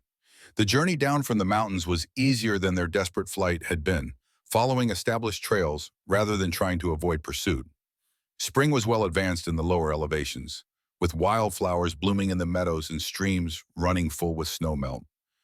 They stopped at Jake Murphy's cabin to return his map and express their gratitude for his help. The old prospector was delighted to see them, insisting they stay for a meal and share news of their winter in the high country. "You both look good," Jake observed as they sat around his fireplace. "Mountain life agrees with you." Sarah knew he was right. The woman who had arrived at his cabin months ago had been running from something, driven by fear and uncertainty. The woman preparing to leave was moving towards something, motivated by hope and determination. "We're heading to Carson Valley," Alexander told Jake. "Going to try our hand at farming." Jake nodded approvingly. "Good choice, honest work, and far enough from here that you should be able to start fresh." He paused, studying their faces in the firelight. "You planning to make it legal?" The question caught Sarah off guard, though she realized it shouldn't have. In the eyes of the law and society, she and Alexander were living in sin, their relationship lacking the formal sanction of marriage. But their winter together had created bonds deeper than any ceremony could provide. "We are married," Alexander said quietly, his hand finding Sarah's, "in every way that matters." Jake smiled at that. "Good answer. But you might want to consider making it official once you get settled. Farming communities tend to be particular about such things." Sarah felt a flutter of excitement at the thought of a real wedding, a formal recognition of the commitment they had already made to each other. But more than that, she was moved by Alexander's certainty, his public declaration that they belonged together. They left Jake's cabin the next morning, carrying his blessings and a promise to write when they were settled. The old prospector had become more than just a helper. He was a friend who had played a crucial role in their transformation from fugitives to people with a future. The journey to Carson Valley took them through country that grew gradually more civilized as they traveled. They encountered other travelers on the roads, passed through small towns where they could buy supplies and hear news of the outside world. It was strange to be around people again after their months of isolation, but also exciting. Sarah found herself studying the communities they passed through, imagining what it would be like to be part of such places. The idea of having neighbors again, of participating in the social life of a town, instead, was both appealing and daunting. She had changed so much during her time in the mountains that she wondered if she would still fit into conventional society. But as they traveled, Sarah began to realize that the communities they were encountering were different from the rigid social structures she had known in Boston. These were places built by people who had chosen to come west, who had left behind the constraints of established society to build something new. There was more acceptance here of people who didn't fit conventional molds, more willingness to judge individuals by their actions rather than their backgrounds. Carson Valley, when they finally reached it, exceeded their expectations. The small community was nestled in a fertile valley between low hills, with neat farms stretching along a clear running river. The town itself was modest but prosperous, with a general store, a church, a school, and several other businesses that spoke of a stable, growing community. They found lodging at a small hotel and spent their first evening walking through the town, getting a feel for the place that might become their home. The people they encountered were friendly without being intrusive, welcoming but respectful of privacy. It seemed like exactly the kind of community where they could build a new life. The next morning, they met with a local land agent who showed them several properties that were available for purchase. The third farm they visited captured Sarah's imagination immediately. It was a modest spread of 160 acres with good soil, adequate water rights, and a small but solid house that needed only minor repairs. The previous owner moved back east when his wife took sick, the agent explained as they toured the property. He's motivated to sell, and the price reflects that. Sarah could picture their life here, working the fields together, improving the house, becoming part of the community that would grow up around them. It wasn't the secure, respectable marriage she had originally sought, but it was something far more valuable, a partnership built on choice and mutual respect. "What do you think?" Alexander asked as they stood on the porch of the farmhouse, looking out over the fields that could be theirs. "I think it's perfect," Sarah replied, and meant it with every fiber of her being. The negotiations were completed quickly, and within a week they were the legal owners of their own farm. The transformation from fugitives to property owners was almost surreal, but it felt right in a way that Sarah couldn't fully explain. Their first months as farmers were challenging but rewarding. They threw themselves into the work with the same determination they had brought to surviving in the mountains, learning new skills and adapting to the rhythms of agricultural life. The physical demands were different from what they had experienced in their mountain sanctuary, but no less satisfying. More importantly, they began to integrate into the community around them.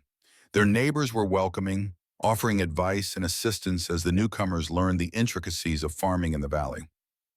Sarah found herself particularly drawn to the other women in the area, appreciating their strength and independence in ways she never could have before for her own transformation.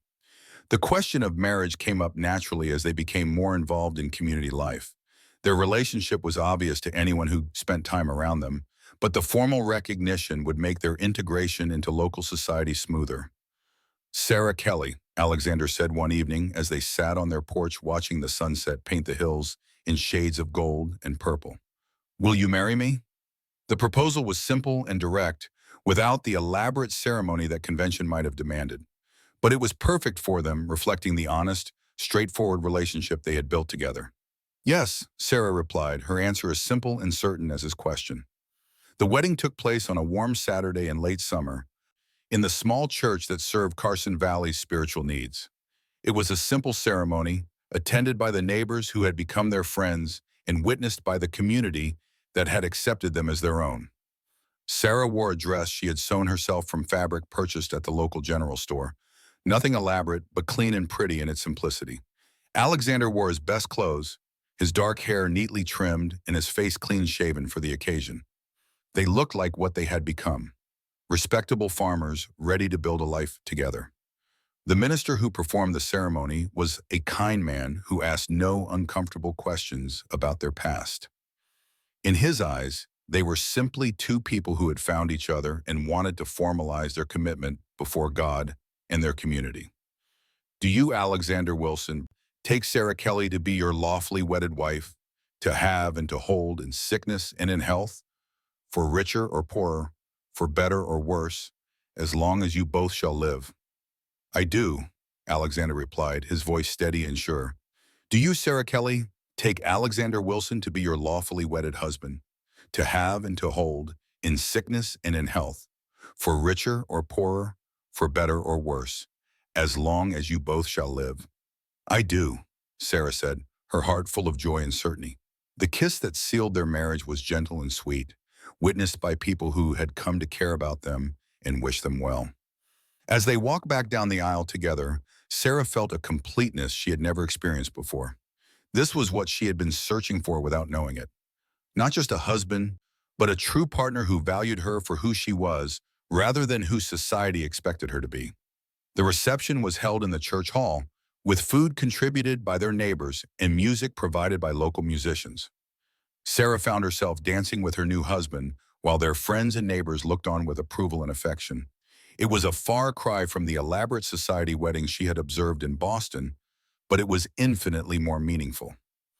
As the evening wore on, Sarah realized that she had finally found what she had been seeking when she answered Henry Ortiz's advertisement so many months ago.